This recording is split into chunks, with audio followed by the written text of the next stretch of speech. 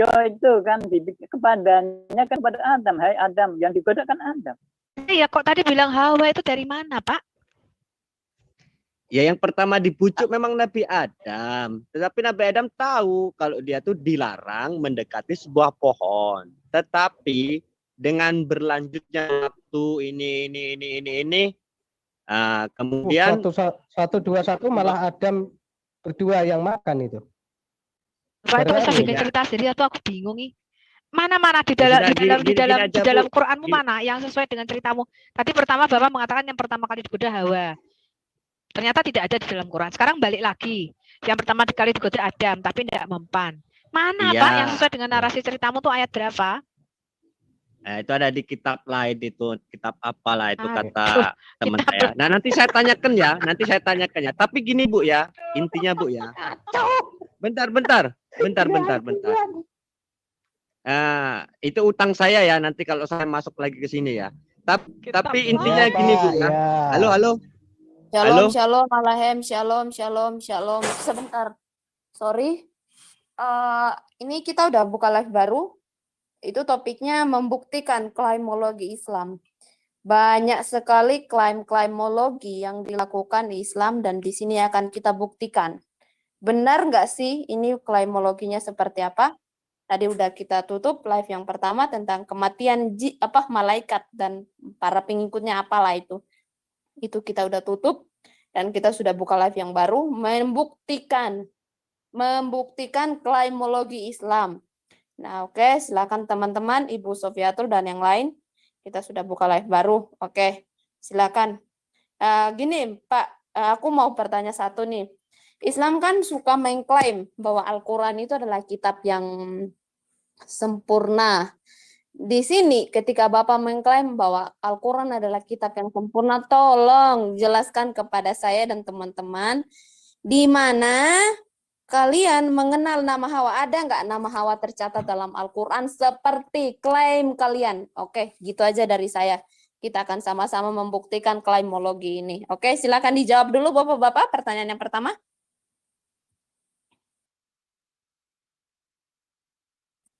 Mana ya? Mana ini? Pak Tana dan kawan-kawannya. Oke, silakan Pak Tana dan Pak Yamin. Halo Pak Tana, ya. Ya, di Quran nggak ada Bu nama Hawa Bu. Loh, jadi gini. Oh oke, nggak ada nama Hawa. Sekarang pertanyaan saya, siapa istri Adam? Nah itu mungkin di kitab-kitab lain Bu ya, yang apa? Kan banyak ulama-ulama yang dengar dari biasanya tuh yang banyak mentafsirkan tuh pamannya Nabi Muhammad tuh siapa ya, lupa saya, karena dia dikasih kelebihan Allah tuh untuk mentafsirkan Quran. Nah, mungkin dari situ dia mendapatkannya. Biasanya ini kan awam Bu, cuman saya dapat cerita-cerita gitu Bu. Tapi ada sedikit yang siapa yang bahkan di hadis nggak ada nih. Aku cari ya. Adanya hawa dingin, hawa nafsu, hawa panas, hawa syahwat, kaum hawa. Mana ini Kak? Ya, kagak ada Pak, hawa Pak. Nih hawa nafsu, hawa dingin, hawa panas. Ya biasanya hawa nafsu itu melekat pada perempuan gitu Bu. Hawa nafsu. Bukan, istrinya Adam namanya Hawa. Aduh, pingsan gue. Jadi di Quran nggak ada, di hadis nggak ada. Dari mana Pak? Dari kitab mana? Ini ada nabi lain loh yang mendapatkan inspirasi. Aduh, ngerinya. Cing. Belum dapat Cing. Belum ambil Cing. Pak Billy, sorry ya, aku mute ya. Pak Billy ngomong sendiri. Oke, gimana Pak Yamin? Pak Yamin. Gimana Bu? Siapa nama istri Adam? Ya banyak orang mengatakan Siti Hawa gitu kan. Oh gosipnya. Enggak, Pak, di Quran nggak ada nama Hawa. Di hadis nggak ada Pak. Memang nggak ada. Iya, Quran dan hadis nggak ada. Ini orang ini dari mana? Ini pasti ini nabi ini Pak. Mendapatkan pewahyuan nama istrinya Adam. Siapa itu Pak yang menurut ngomong Ibu itu? dari mana Bu? Nama Hawa Bu? Nama Hawa? Ya jelas dari Alkitab no Pak. Kalau Alkitab kami terperinci. Nah ya saya tanya. Kenapa Quranmu nyontek Alkitab kita, Pak?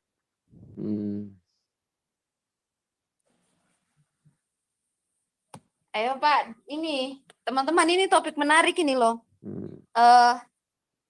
Membuktikan klaimologi Islam. Banyak sekali klaimologinya. Yesus itu agamanya Islam, Ibrahim itu Islam. Oke, kita akan buktikan di sini. Terlalu banyak klaimologi mereka, di sini akan sama-sama kita Saya buktikan. tanya, Quran itu perkataan siapa, Pak? Allah. Coba saya buka surat ini ya. Ini perkataan siapa ya?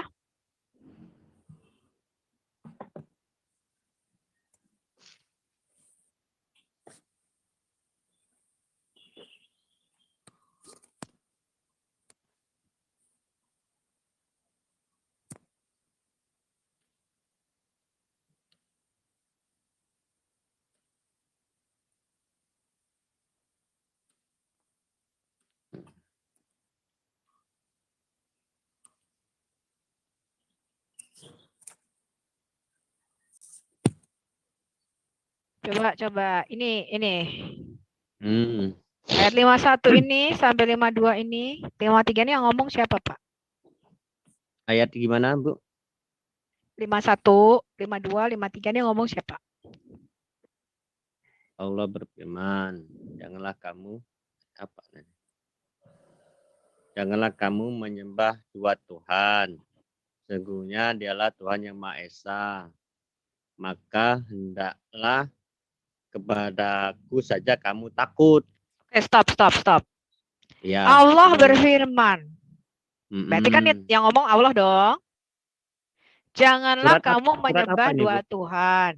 Ya, jangan menyembah dua Tuhan. Allahnya ngomong ya. Allah dong. Allah ngomong dong, janganlah kamu menyembah dua Tuhan, gitu kan? Iya. Nah, kok sesungguhnya dialah Tuhan yang Maha Esa, Pak? Ini dialah ini siapa nih, Pak? Allah. Loh, masa Allah ngomong dialah? Ini terus di surat apa nih, Bu? Di surat apa? Terus kenapa hendaklah kepadaku saja kamu takut? Kunya ini siapa, Pak? Kunya Allah. Oh, jadi Allah ngomong dialah Tuhan yang Maha Esa, tapi hendaklah kepadaku saja kamu takut. Ya, kepada Allah kita takut. Bukan. Gini loh, Pak. Kalau Allah Anda itu bisa berkomunikasi dengan baik, harusnya kan begini nih, Pak. Ini nanti saya tunjukin bedanya perkataan yang asli di dalam Tuhan yang asli di dalam Alkitab dengan Tuhan yang ada di dalam Quranmu. Kalau ini Allah yang berfirman, janganlah kamu menyembah dua Tuhan. Harusnya kan sesungguhnya akulah Tuhan yang Maha Esa, maka hendaklah kepadaku saja kamu takut, baru betul. Atau kalau ini perkataan Allah yang disampaikan kepada Jibril, janganlah kamu menyembah dua Tuhan, sesungguhnya dialah Tuhan yang Maha Esa, maka hendaklah kepadanya saja kamu takut. Betul enggak, Pak? Lah bawahnya 52 kok, dan kepunyaannya lah. Kepunyaannya siapa yang ngomong, Pak? Allah.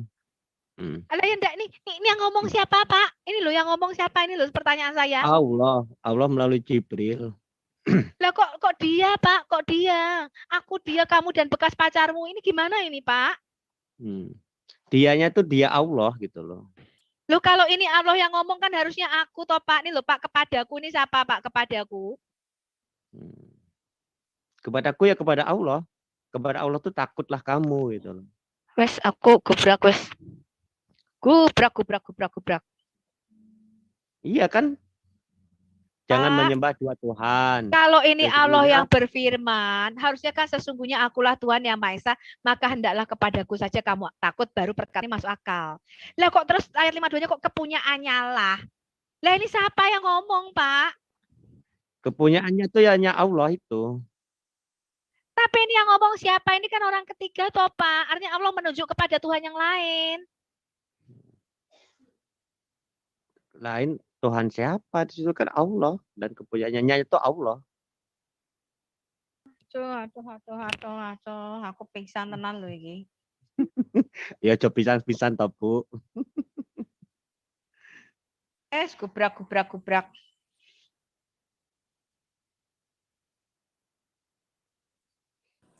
Oke. Gini teman-teman ya, kenapa saya angkat topik ini? Karena dari kaum Kedarnebay, bukan kaum RT 6. Kaum RT 6 ini suka sekali melakukan klaimologi. Dan di sini akan kita buktikan benar nggak sih klaimologi mereka yang mereka lakukan selama ini begitu. Nah, di sini ada teman-teman kita yang resen, saya ada beberapa pertanyaan. Apa yang sesuai nggak dengan klaimologi mereka, kita akan buktikan nanti sama-sama. Tapi ada teman-teman kita yang resen, Silakan Pak Ustadz JJ. Shalom Pak Ustadz JJ. Pak Ustadz JJ. Ya, shalom. Ya, shalom Pak. Shalom, shalom. Silakan Pak, ada yang ingin dipertanyakan atau ingin dibuktikan enggak? Klaimologi ini SPN 6. Cocokmologi ya.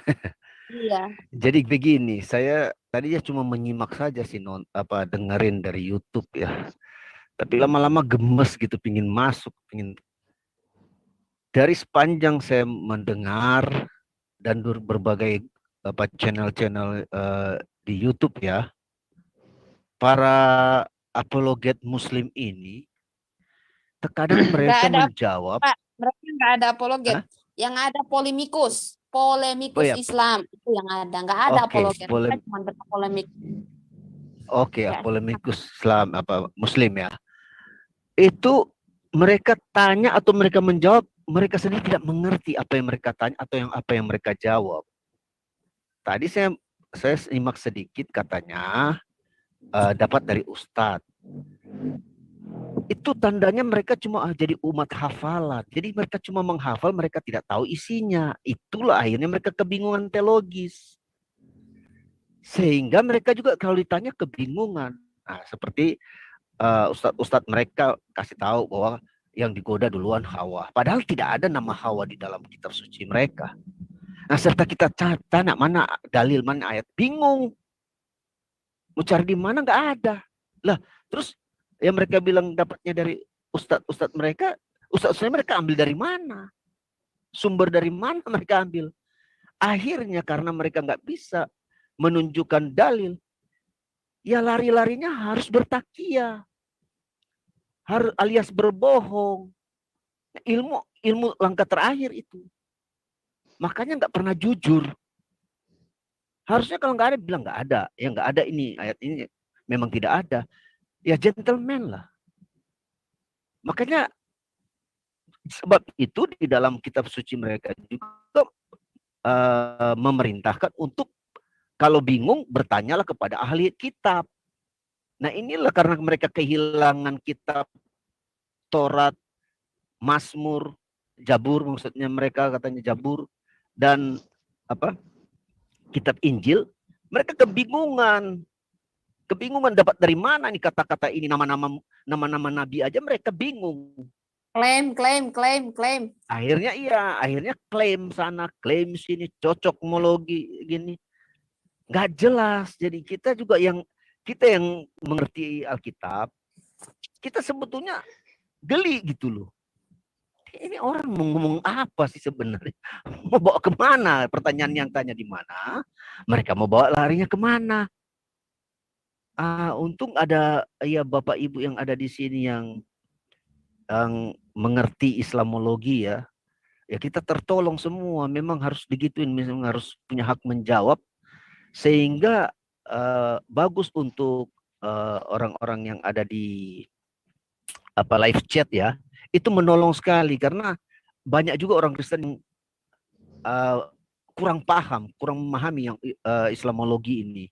Sehingga mereka bisa dapat wawasan dari Bapak Ibu yang ada di dalam room ini ya. Terima kasih banyak, itu sangat membantu sebenarnya. Sangat menolong. Itu saja sih yang bisa saya sampaikan. Jadi saya akhirnya jadi pingin masuk. Tadinya saya menyimak saja dari channel ini YouTube aja. Tapi udah geli banget pingin tahu gitu loh. Terima kasih co-host. Ambil alih ya, saya menyimak lagi deh. Memang ada dua reaksi netizen ketika mendengarkan channel-channel kita ya, apologet Kristen. Yang pertama ketawa terbahak-bahak, jadi hormon endorfinnya makin membuat awet muda. Yang kedua pengen membanting HP-nya. Ya, ini memang ada dua reaksi ya, pengen banting HP dan bisa ketawa terbahak-bahak. Seperti kemarin kita tanyakan di mana dalilnya Idul Adha, yaitu membagi-bagi daging. Tidak bisa ditunjukkan kapan Abraham disuruh bagi-bagi daging ke tetangga. Karena korban bakaran yang ketika diminta di dalam kitab Imamat ya, itu harus dibakar sampai habis. Namanya aja korban bakaran, nggak boleh berdagingnya dibagi-bagi. Nah mereka mutar-mutar, ternyata Idul Adha kagak ada di dalam Quran. Dilakukan juga. Saya bingung sama muslim ini ya. Sholat 5 waktu tak ada di Quran dilakukan. Iya betul. Syahadat tak ada dalam Quran dilakukan juga syahadat. Naik haji tak ada di dalam Quran dilakukan juga itu cium batu. Bagaimana Betul ini? Ibu Sofi. Katanya mereka mengikuti agama Ibrahim, agama milatah Ibrahim. Tapi apa yang mereka Tapi ikutin gini Bu ya. agama Ibrahim, Ibrahim aja nggak punya agama. Sebentar Pak Yamin, Belum sebentar. ada agama. Kan belum ada Maksudnya agama Ibrahim waktu itu. Orang Yahudi aja belum ada waktu itu. Apa yang mereka mengikuti agamanya? Belum ada agama di situ. Agama Ditanya sunat, Abraham, tak ada sunat di dalam Quran. bahkan agama Ibrahim adalah Zoroaster sebenarnya. Lah mereka mengikuti Zoroaster.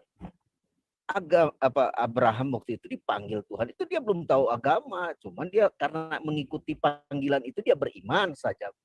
Jalanin apa yang Tuhan, mengikuti suara Tuhan. Apa yang dilakukan Ibrahim pun tidak berbeda dengan apa yang mereka lakukan sekarang, yang Ibu tadi jelaskan, katanya dibagi-bagi ke tetangga. Padahal kurban yang dilakukan oleh Abraham atau Ibrahim yang mereka klaim Ibrahim itu kurban bakaran. Kurban bakaran, asap itu naik, kalau diterima Tuhan tuh asap naik lurus ke atas, itu berarti diterima. Sama seperti Kain dan Habil.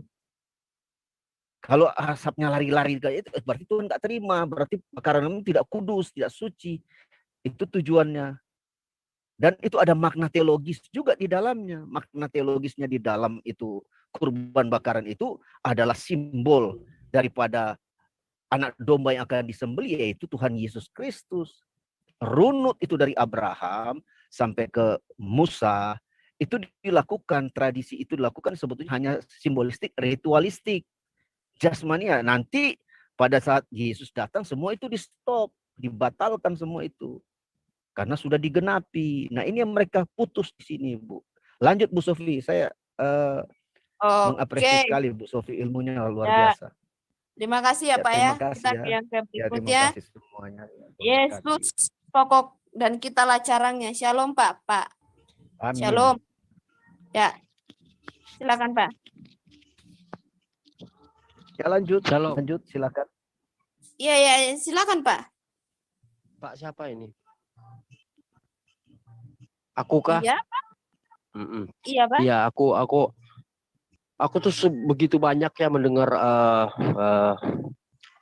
literasi dari apologet Kristen. Ya, kita tidak bisa menyalahkan, itu haknya kan. Tapi permasalahannya sekarang ini kan cuma dua nih narasumber dari Islam, Pak Tana sama Pak Yamin. Nah, yang saya mau tanya tadi, awalnya tadi karena sudah begitu panjang sekali diskusi ini, sebelum saya mengangkat tangan, awalnya saya mau tanya tadi kepada Pak Yamin. Pak Yamin bilang kan ada Adam diciptakan untuk menjadi pengganti pada penguasa penguasa di bumi. Nah begitu, itu konteksnya beda. Nah itu yang mau tanya. Tapi sepertinya Pak Yamin juga ada open mic lagi. Dan begitu banyak literasi dan saya lihat kurang terkontrol ya. Begitu banyak, aku pusing sebenarnya, entah apa yang diomong, entah apa yang dijawab. Nah, maksudku seperti ini. Kalau Pak Yamin masih ada, Pak Yamin, halo, Iya Pak, lanjut Pak. oh Pak Yamin tidak ada lagi ya? Ya, gimana? Ya, silakan. Pak Yamin tadi kan bilang Adam itu diciptakan untuk menjadi pengganti kan? Ah, Ya, pertanyaan saya itu Halifah itu pengganti penduduk bumi gitu. pengganti atau pemimpin Pak? Pengganti penduduk bumi. Ya khalifah itu bisa pemimpin, bisa pengganti, tapi dalam konteks ini di Al-Baqarah ayat 30-an ya. Khalifah itu pengganti penduduk yang ada di bumi. Jadi Karena bumi ini kan sebelum manusia kan ada makhluk penduduk bumi kan, sebelum manusia iya, kan betul. ada. Ya, kalau maaf ya Pak ya, mungkin Bapak tidak percaya, tapi di dalam Alkitab itu pertama itu tumbuhan. tumbuhan, hewan, dan manusia. Itu makhluk namanya. Tapi kalau Bapak orientasinya berbeda, saya mau tanya itu. Makhluk apa yang akan digantikan oleh Adam itu? Bapak ingat ya Pak ya, Bapak tadi bilangnya menggantikan. Iya, pengganti. Karena bumi ini sebelum ada manusia ini dihuni oleh Banul Jan ya, karena mereka saling berperang, saling mempengaruhi karena sudah banyak penduduknya. Bentar kan. Pak, bentar Pak, Gimana? maaf ya. Menumpahkan Banul Jan darah. itu apa? Sejenis makhluk jin lah, jin. Karena sebelum manusia itu kan yang ada tuh makhluk kan jin. Wama kholaqal jinna ila insani ila ya'budun. Karena tidaklah diciptakan jin dan manusia kecuali beribadah kepadaku. Nah, kenapa disebutkan jin dulu, jin dan manusia? Berarti artinya sebelum manusia ada makhluk penghuni bumi ini namanya jin gitu. Nah, karena mereka saling mempengaruhi, karena saking banyaknya mereka di bumi, saling mempengaruhi, saling berperang, saling ini menumpahkan darah. Ini menumpahkan darah itu kan berperang ya, saling menguasai. Makanya dimusnahkan mereka sama Allah. Pak, jin itu tadi perangnya sama siapa, Pak? Ya sesama mereka. Sama jin. Ya karena saking banyaknya makhluk ini, karena ingin saling menguasai, saling Jin itu mempengaruhi. punya darah ya Pak? Jin punya darah? Yaitu waktu dia sebelum digoibkan, Bu. Sebelum digoibkan, menumpahkan darah itu maksudnya berperang gitu loh. Menumpahkan darah itu berperang. Menumpahkan darah. Jin itu goib atau makhluk? Atau Sekarang. atau berjasad? Oh dulu dia ada. Dulu kan dimusnahkannya, ada yang lari ke batu, ada yang lari ke hutan, lari ke gunung, lari ke laut. Nah, jadi yang lari-lari ini enggak dikejar, jadi yang ada. Jadi ada yang disisakan. Nah, kemudian setelah makhluk ini habis, yang ada sisa-sisa itu kemudian Allah menciptakan makhluk baru. Oke, Pak, yang Bapak ceritain itu nggak ada di Quran ya, tapi di kitab-kitab lain. Nggak ada di Quran. Ini nggak ada di Quran. Catatan nggak ada di Quran. Jangan dibanting HP-nya. Jangan dibanting. Memang nggak ada. Nggak di Quran yang diceritain. Iya. Ya lanjut. Nggak ketemu cerita ini. Ini di kitab lain ya. Jangan dibanting HP-nya netizen. Ya. Karena kan tidak diciptakanlah jin dan manusia kecuali hanya beribadah kepadaku. Artinya sebelum ada manusia ada makhluk jin. Sekarang jin ada makhluk. Oke, ada makhluk jin. Ada makhluk jin. Berarti makhluk jin itu diizinkan Allah SWT untuk menguasai bumi. Zaman itu sebelum Adam. Jadi sebelum Adam bumi ini dihuni oleh sebuah makhluk. Ya. Begini ya Pak ya, maaf ya. Ya. Saya verbaliskan dengan Alkitab penciptaan mula-mula itu kan Allah mencipta pada mulanya itu berarti belum ada semuanya. Pada mulanya Allah menciptakan langit dan bumi. Bla bla bla bla baru menciptakan tumbuhan, hewan, lalu manusia. Manusia itu untuk menguasai bumi. Makanya Adam sempat diperintahkan Elohim untuk memberi nama-nama kepada hewan-hewan yang ada di bumi. Itu tanda dia menguasai bumi kan. Nah, kalau Bapak bilang versi Bapak tadi bilang itu ada apa? Ada makhluk lain, sebelum. ya, makhluk lain. Sebelumnya minta maaf. Jin itu ketika dia di bumi dia berjasad enggak?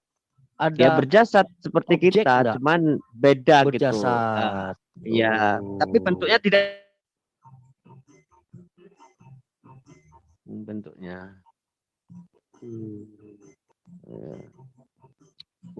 Jadi itulah ketika jin itu sudah ingkar baru manusia lah diciptakan, begitu ceritanya kira-kira Pak ya. Ya, karena penduduk bumi ini rusak oleh bangsa jin ini rusak. Nah, maka dibasmi. Nah, yang lari ke batu, lari ke gunung, lari ke samudra, Jadi ketika laut. jadi ketika Allah membasmi itu ada yang sempat lari ya Pak ya gitu ya. Ada. Nggak dikejar sama Allah. Allah, Pak. Yang Kecolongan. lari-lari tadi nggak dikejar sama Allah. Itu Kasihan. yang kecolongan. disuruh basmi Allah itu malaikat kecolongan. Jibril Allah dan kecolongan. malaikat jin. Allah kecolongan. Allah kecolongan. Disuruh ngejar malaikat Jibril. Dan malaikat Allah siapa yang suruh kecolongan. basmi itu ya? Yang saya tahu tuh Malaikat komandannya tuh pembasmi. Jibril, komandannya tuh. Allah kena Malaikat. tipu. Allah kena tipu Oh, everybody. Komandannya. Ini enggak, tapi ini enggak ada toh di dalam Quran, enggak ada toh ini. Enggak ada, Bu, enggak Enggak ada. ada di dalam Iya. Quran, enggak ada di dalam Oh, iya. Quran. Iya, iya, Literasi iya. Ini Bapak adanya sendiri di ya, Pak, ya? kitab-kitab lain. Nah, Iya, iya, iya, bisa gila saya lama-lama. Iya, iya, iya, ya iya. karena dasarnya gini, Bu. Pernah kan di Quran tuh ada tidaklah kuciptakan jin dan manusia kecuali untuk beribadah kepadaku. Pernah kan ada ayat Quran itu kan? Itu Maka makanya Bapak disebutkan ada jin dulu. makanya begini Pak, makanya Al-Qur'an itu sepertinya membingungkan. Dia ada literasi seperti kami itu kan terurut Pak ya, berstruktur. Alam dan bumi. Nah, ini Bapak bilang tadi diciptakan jin dan apa tadi kata Bapak tadi? Nah, itu udah Manusia. struktur. Iya, duluan mana manusia sama ini? Dia Duluan jin, obrak-abrik. duluan jin. Duluan Duluan jin. jin. Tidaklah Tapi di kuciptakan mana? jin dan manusia kecuali untuk beribadah kepadaku. Itu ada di Quran tuh, ada itu. Nah, artinya sebelum ada manusia itu jin diciptakan dulu untuk Nah, itu menghuni Pak, bumi. di share screen. Di share screen itu ada tuh. Ah, Bapak baca dah. Itu siapa yang bilang itu? Siapa yang memberontak itu? Siapa yang membangkang itu? yang membangkang ini Ada kalimat iblis. itu. Mengapa engkau? Ah. Sebentar. Mengapa engkau hendak menciptakan khalifah di bumi ini? Padahal dulu bumi ini yang akan membuat kerusakan. Dalam artian padahal dulu sudah pernah membuat kerusakan. Mungkin itu orientasi Bapak kan? Iya, itu yang membuat kerusakan tuh makhluk namanya jin itu. Yang dirusak itu siapa? Manusia kan Ini belum kan ada. Sebentar Pak. Gimana? Yang belum manusia kan belum ada. Di ayat itu Belum yang ada, dirusak belum oleh- ada. Yang dirusak jin itu apa? Tumbuhan sama hewan. Ya mereka saling membunuh, Pak, saling berperang karena Mereka saling tuh siapa berpengaruh. Pak? Ya jinnya penghuni bumi yang sebelum manusia itu. Berfisik. Iya, berfisik. Nyata dia, nyata. Pak, Bapak kalau didengar Islam lain Bapak dibakar. Mana ada jin Enggak berfisik Pak? juga. Pasti. Bidat Bapak itu. Enggak. Nah, di situ saling menumpahkan saya yang perusak itu siapa kalau kan manusia baru diciptakan itu. Artinya ada makanya penduduk tadi. makhluk bumi gitu. Makanya tadi ada banyak kekeliruan seperti kata Ibu Sobri. Ada banyak kekeliruan karena maaf ya Pak ya, di Al-Qur'an itu dia kan mental-mental Pak. Kadang-kadang dia tidak nyambung. Kalau kita baca runut 1, 2, 3, 4 seperti di Alkitab, itu kan jelas. Ceritanya jelas. Tapi kalau Al-Qur'an ini kan mental-mental, makanya itu susah dipahami. Ceritanya tersebar di mana-mana, tidak kronologis, nggak urut. Tidak kronologis, dia tidak urut Pak, mental-mental. Nah itu makanya tadi kenapa Bapak bilang, sedangkan ada. Kita tanya dulu, kita tes dari kisah penciptaan. Ya, gimana? Apa yang Manusia Allah diciptakan. ciptakan pertama kali? Yang pertama kali diciptakan Nur Muhammad. Bukan pulpen. Nur Muhammad, iya. Tapi Nah. ini nggak ada di dalam Quran ya Pak, Nur Muhammad ya? Halo. Iya, iya, iya. Ada di dalam Quran Maafin. ini. Ya, adanya di kitab lain. Betul. Kacau. Ya. Jadi ini gunanya apa ya Quran ya? Dari tadi kita ngomong Itu, nggak ada di makanya. Quran. Dari Ya Allah tadi tuh ciptakan aku pertama berpikir itu Bu. Nur Muhammad. Nur Muhammad. Jadi apa sih? Kenapa dia dibilang kitab suci kalau harus didukung oleh hadis dan oleh Tafsir. kitab-kitab Tafsir. lain tafsir dan kitab-kitab yang Bapak baca yang tidak Bapak sebutkan itu. Sebenarnya yang diciptakan apa sih Pak pertama kali Pak? Nur Muhammad. Nur Muhammad. Nur Muhammad. Itu nama orang atau siapa Pak? Iya, namanya Nur Muhammad. Kemudian Nur Muhammad. turunlah Tapi bumi. Nur penciptaan pertama Nur Muhammad ini tidak ada di Quran ya Pak ya? Enggak ada, Bu. Enggak ada di Quran. Aduh, netizenku banting HP lagi. Aduh, ya. Narasumbernya nggak qualified. Nggak ada. Next, Susah. ada yang lain? Apa Ya manusia makanya gini diciptakan dari Pak, tanah, ya. maaf Pak, ya. Ya. Kan Bapak kan berdua, cuma Pak Tana, Pak Yamin. Sebaiknya Pak, begini Pak, kami ini berapologet sudah keras Pak berapologet itu. Apalagi Ibu Sopi, Pak Erben itu, sama Ibu Uti Yotimena itu sudah keras di kepalanya itu tentang Anda. Baiknya Bapak jangan jadi narasumber, jangan jadi sumber pertanyaan. Baiknya Bapak yang bertanya. Iya. Itu loh Pak. Itu yang lebih kan baik. bertanya, apa yang diciptakan Allah Sebentar Pak. sebelumnya? Ya, Pak, jawab begini, Pak. Nurul Muhammad. Iya Pak, begini Pak ya. Saya tanya, Bapak tahu White Fang? White Fang itu adalah anjing saya. Putih dia, putih bersih. Nah, saya tanya sama dia. Saya tahu, saya sadar saya bertanya sama dia. Dia menjawab. Bapak tahu dia jawab apa? Guk. Nah, lebih baik Bapak bertanya, tapi Bapak paham daripada kami bertanya, Bapak menjawab seperti White Fang. Maaf ya Pak ya. Maksudku biar Nyantai Bapak aja, ngerti. nyantai aja. Iya. Nyantai Karena aja. Bapak, karena Bapak kan cuma dua di sini, Tana sama Yamin. Bapak tuh tidak punya Tapi hak sesuai untuk menjawab. topik yang dibahas ya Pak. Sesuai topik yang dibahas kita Saya mau membahas nanya Kristen, klaimologi. apa yang mau ya. saya tanya? Gitu. Bentar tadi. Bentar, Kisah bentar. penciptaan tadi kalau di dalam Quran apa yang pertama kali diciptakan menurut Quran, Pak? Sebentar, mungkin sebelum dijawab saya ingatkan lagi ini topiknya membuktikan klaimologi Islam. Itu topiknya ya Bapak Ibu ya. Jadi mungkin kalau kita bahas sesuatu, kita tidak lari-lari dari topik. Kita akan benar-benar membuktikan klaimologi. Kita Ya, akan buktikan Iya, klaim tadi- Muslim tentang Quran, ya. Banyak sekali barusan klimologi itu. Akan Tadi banyak barusan- sekali klimologi itu. Tadi barusan Dan juga aku- saya udah buktikan bahwa sama Aditya bahwa kan mereka mengatakan bahwa mereka itu adalah pelaku hukum Taurat ya. Ternyata dari hukum pertama sampai 10 tak satu pun ada yang dipenuhi oleh Muhammad. Jadi begitu, hukum Pak. Taurat juga cuma klaim ya, memaksakan lalu menyalah-nyalahkan bahwa Paulus itu dia menyelewengkan agama Kristen karena kata kalian Yesus sendiri melakukan atau menuruti hukum Taurat, dia punya Tuhan. Ya, lalu kalian memaksakan hukum Taurat. Sedangkan di tempat kalian sama seperti Bapak tadi mengatakan tidak ada di Quran sama sekali hukum Taurat itu. Nggak ada, Pak. Lalu kalaupun dipaksakan, Muhammad sama sekali tidak memenuhi dan bahkan dia melanggar semua dari hukum yang pertama sampai terakhir. Dilanggar semua, Pak. Tadi udah dibuktikan sama Aditya sampai dia kabur pontang-panting lari. Iya. Jadi semuanya cuma klaim. Nah, kemarin lagi Pak Tahta, Ustadz Bapak mengatakan, iya kami sih cuma memang mengimani ya. Memang kami akui bahwa kami memang cuma mengimani katanya. Ada apa dengan kamu? Emang salahnya di mana gitu? Ya salah sekali. Kalau hanya cuma mengimani ya betapa beresikonya hidup keagamaan Anda. Kalau hanya mengimani ya iman manusia itu kadarnya tergantung dari diri, dari pola pikirnya masing-masing, Dari pikiran, kapasitas betul. otaknya masing-masing. Ya Otak, tidak bisa betul dibuktikan bahwa apa yang diimani itu betul, nyata dan real. Nah, kalau orang Kristen Pak, ya mengimani kami itu iman adalah dasar dari segala sesuatu yang tidak kami lihat dan bukti dari segala sesuatu yang kami harapkan ya. Jadi kami ini beriman kepada yang ada buktinya.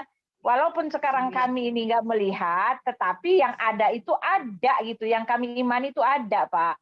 Jadi lebih baik Bapak mengimani yang ada gitu loh, Pak. Daripada nggak ada. Ustadz Bapak udah ngaku loh, Pak, kemarin, Pak. Hanya mengimani. Semua hanya mengimani.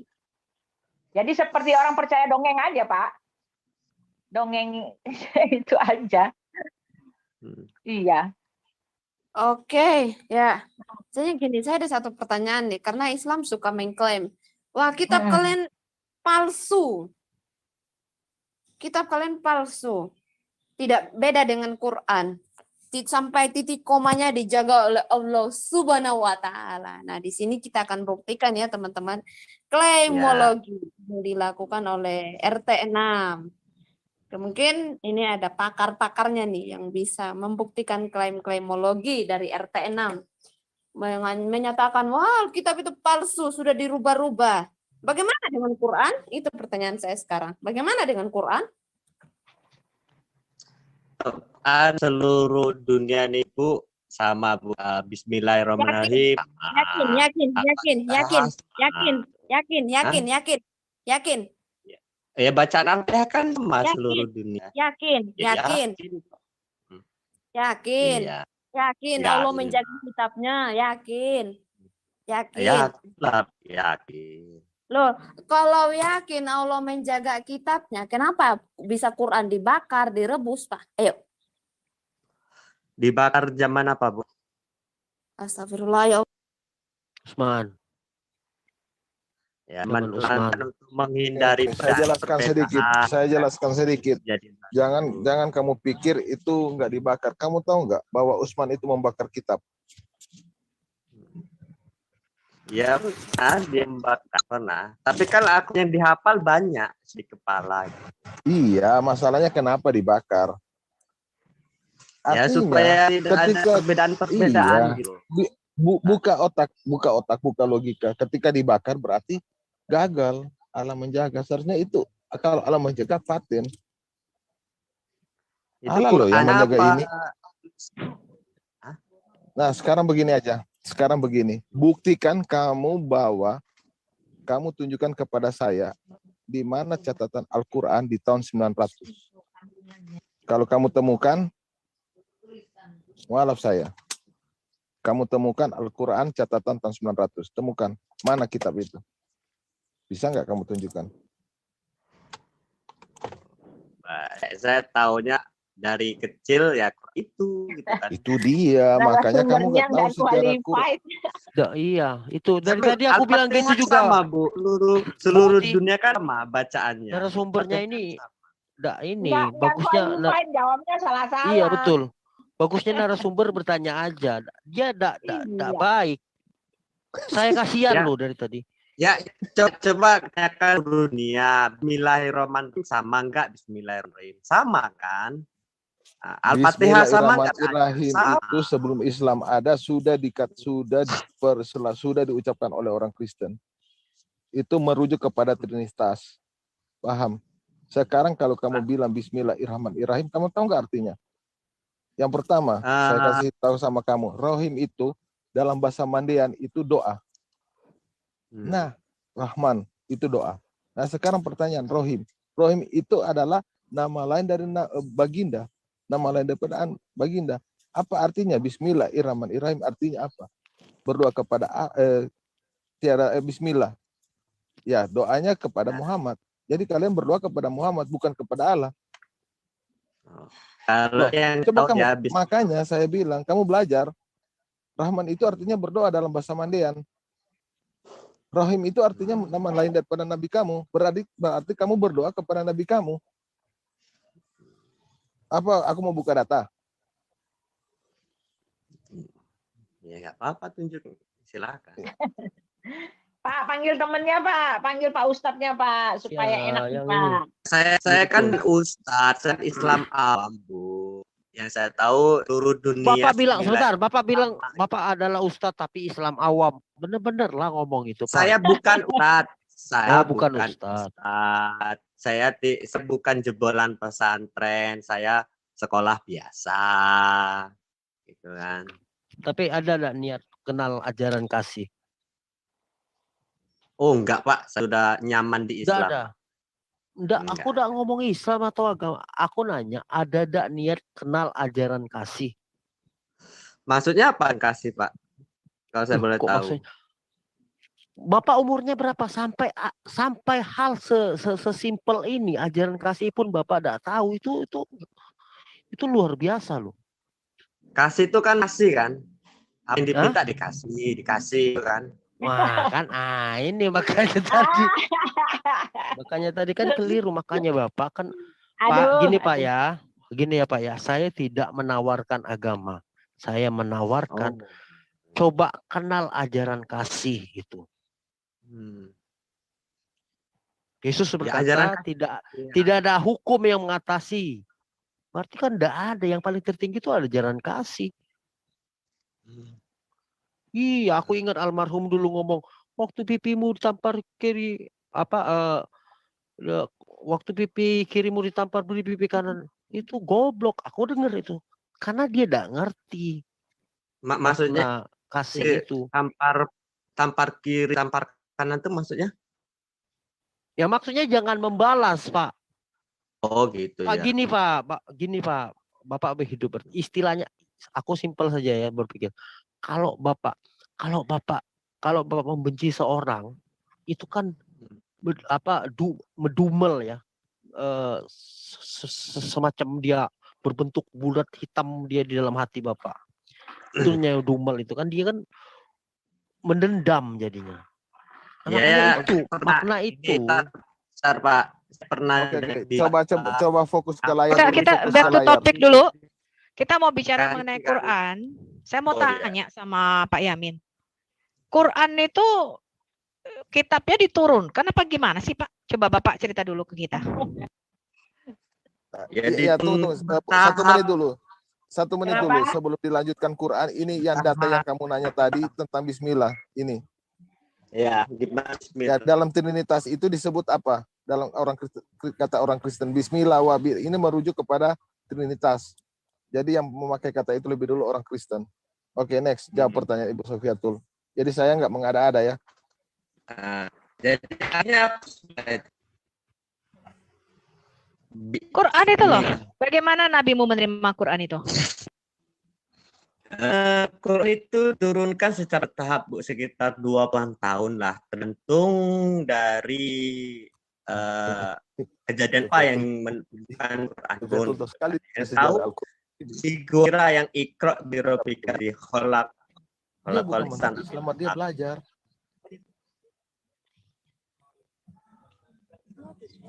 Diturun di Gua Hira itu ikra. Berarti malam Lailatul Qadar itu apa Pak? Malam Lailatul Qadar ya malam turunnya Quran. Tapi ya saya tanya. Iya, malam Lailatul Qadar itu apa? Kalau sudah itu turunnya bertahap tuh malam Lailatul Qadar. Ada berapa malam Lailatul Qadar? Ya tiap Ramadan, Bukan. Pada zaman nabimu pada malam Lailatul Qadar yang kamu mengatakan turunnya Quran, itu turunnya bertahap apa sekaligus? Bertahap Quran. Jadi ada berapa malam Lailatul Qadar? Malam Lailatul Qadar cuma 1 malam itu di Ramadan. Loh, 1 malam kok bisa bertahap? Gimana itu Bapak jelaskan sama kita?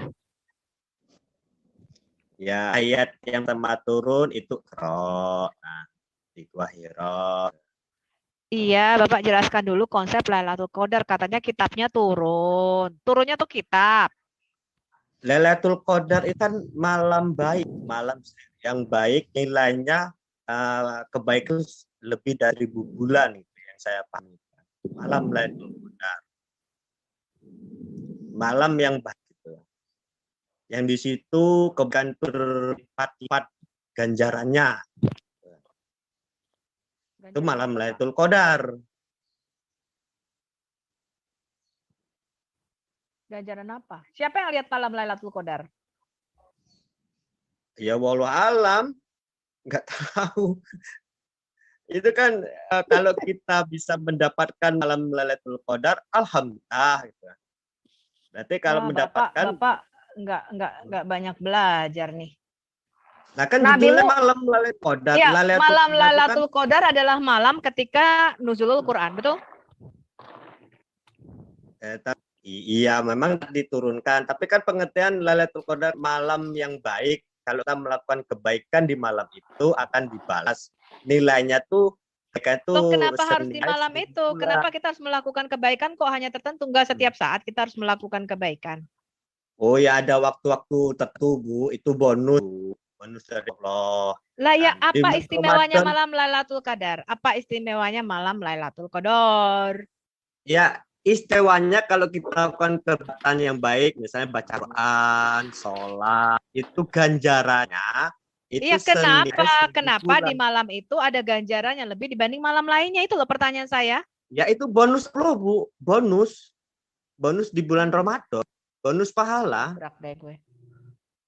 Jadi Iya, malam nuzulul Quran, malam turunnya Quran itu enggak betul ya pada malam Lailatul Qadar? ya salah satunya Quran diturunkan pada bulan malam Lailatul Qadar. Tetapi poinnya malam Lailatul Qadar itu malam Oke, kebaikan. berarti Quran diturunkan pada malam Lailatul Qadar, ya kan? Salah satunya ada malam Qadar. Siapa yang lihat itu kitab diturunkan, Pak? Gimana? Ya, awalnya Quran itu kan di Gua Hiro kan, Iqra bismi rabbikal a'la. Itu kan ayat pertama yang turun kan.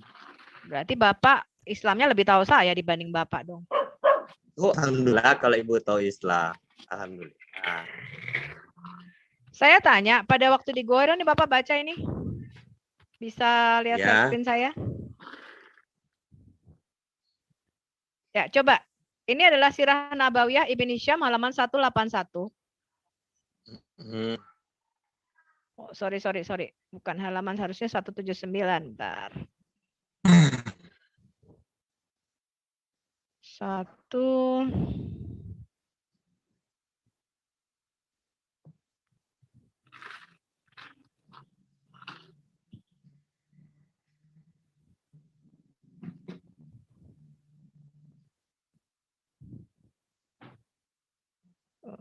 Bentar ya. Saya bukan Allah.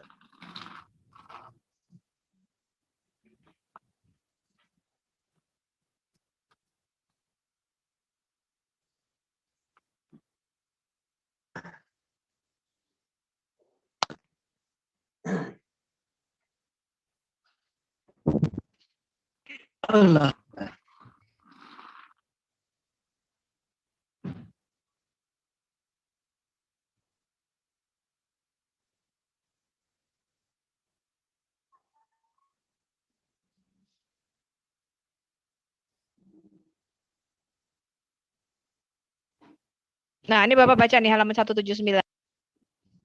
Ya, mana? Ya gimana, Bu? Marmah ya, mau nggak nampak. Nih, baca. Apa? Jika padaku dan itu dengan membawa inti. Saya ini HP dengar di Jibril kata bala aku bertahap membaca.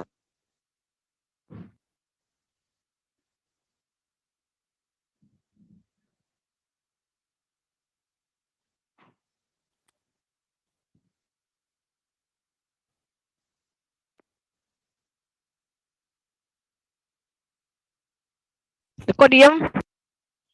Iya, Bu. Iya, saya, Bu. Baca. Dari awal ya. Jibril datang padaku pada aku dengan membawa sehelai kain di baju ya. Baju. Kan secari kain di baju itu kain sutra. Dan dalamnya tertulisan itu kata adalah aku tidak bisa. Berarti Nabuat bisa baca. Maju ceklehku dengan air di baju hingga aku merasa sudah mati. Dia melepaskannya dan kata, bacalah. Aku tidak bisa baca. Mati kembali mengikat dengan merasa olah sudah hati dia lepaskan dan berkata apa yang aku baca di kembali menggigit cek leher kain di BAC baru pun ingat merasa olah sudah hati kemudian melahirkannya dan kata bacalah. Aku kata ya harus apa yang harus aku baca, aku bersetuju dengan harapan ia mengulang apa yang sebelum ia lakukan. Dari kemudian ya kata benar nama Tuhanmu yang menciptakan, manusia sekadar baca dan Tuhanmu yang maha murah jangan dia mengajarkan pada manusia apa yang tidak apa yang diketahuinya. Mana Bu? Aku membacanya. Sedangkan dari harapanku setelah itu aku bangun dari tidurku atas adanya sesuai yang tertulis dalam buku. Kemudian aku keluar. Oke, sampai situ. Jadi Muhammad mimpi ya di dalam gua itu. Pertanyaan kita, Pak, kenapa didatangi malaikat kok dicekek, Pak?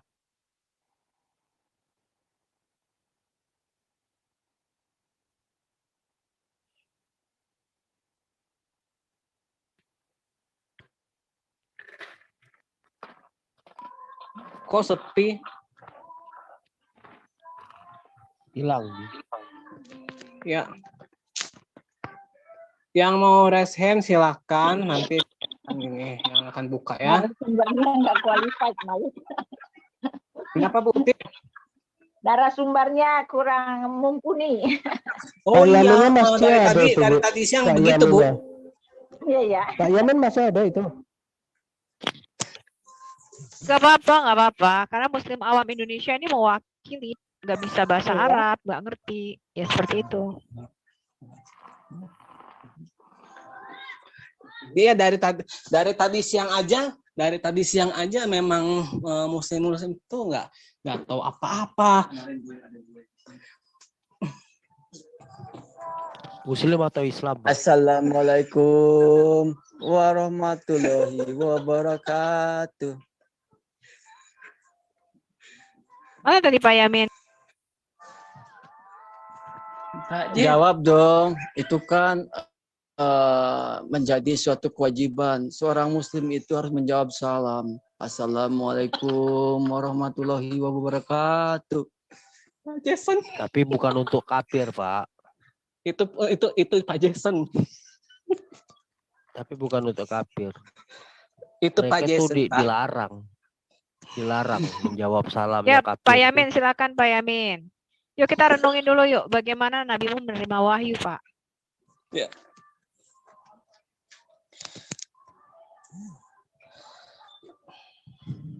Pak Yamin. Yang mau menanggapi silahkan raise hand ya. Silakan raise hand sekali lagi. Silakan raise hand. Bawa datanya dan jangan membawa asumsi sendiri. Oke. Okay. Wa'alaika. Selamat juga atas kamu.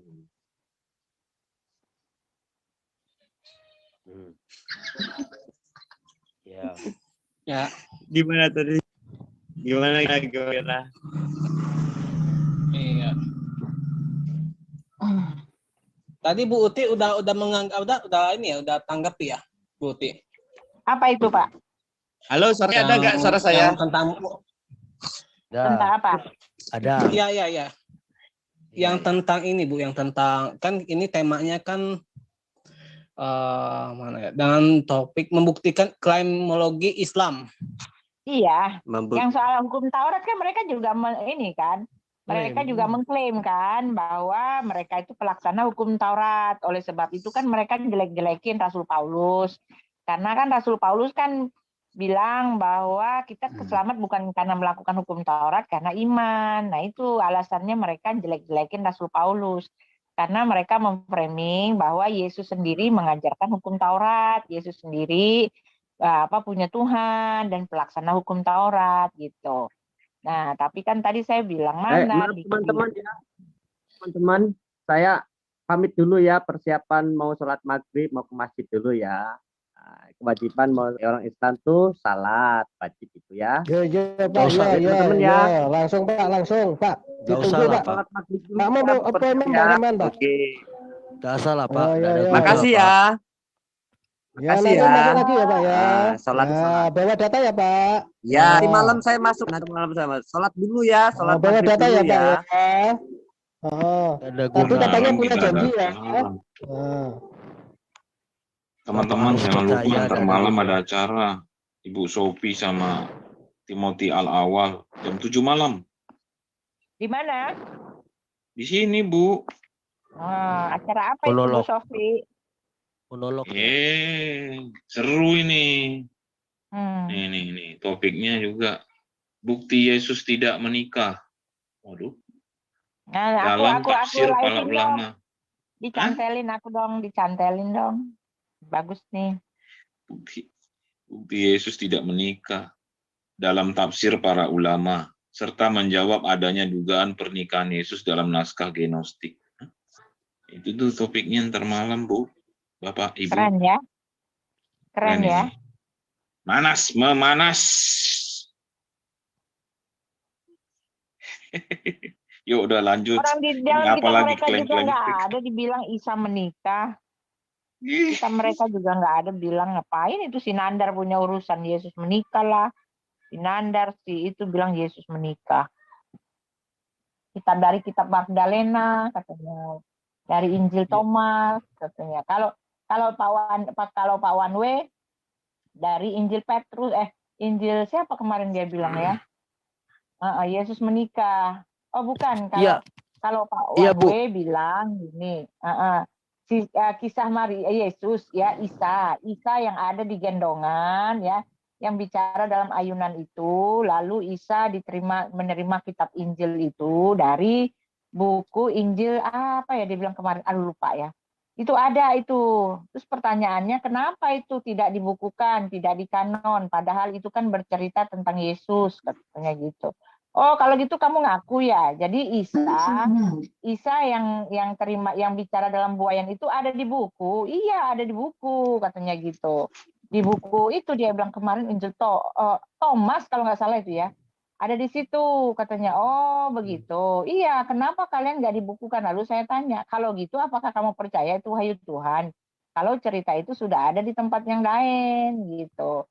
Nah, dia kebingungan dah akhirnya. Terus Jadi saya mereka bilang, itu kan itu artinya ya Injil dari buku-buku dongeng ya Isa itu. Dia memaksakan buku dongeng itu harus jadi Injil yang beneran gitu. Akhirnya dia ngaku itu dari buku dongeng, ada kok cerita Isa yang bicara dalam buayan yang diberikan kitab Injil gitu. Dari buku dongeng. Jadi mereka ini kan sering seperti itu, Bu. Ketika ada satu hal yang mendukung, mereka menyamakan Isa itu adalah Yesus. Iya. Tapi ada ketika di dalam diskusi hal itu berbeda, dia membedakan. Beda dengan kita, apologet Kristen, yang konsisten mengatakan bahwa Isa itu bukan Yesus. Begitu. Ya mereka makanya asal ini aja, asal mana yang bermanfaat buat mereka. Itu pertanyaan Ibu itu sudah benar. Kalau kamu menuduh Yesus itu pernah menikah, sepengetahuanmu Isa itu menikah enggak?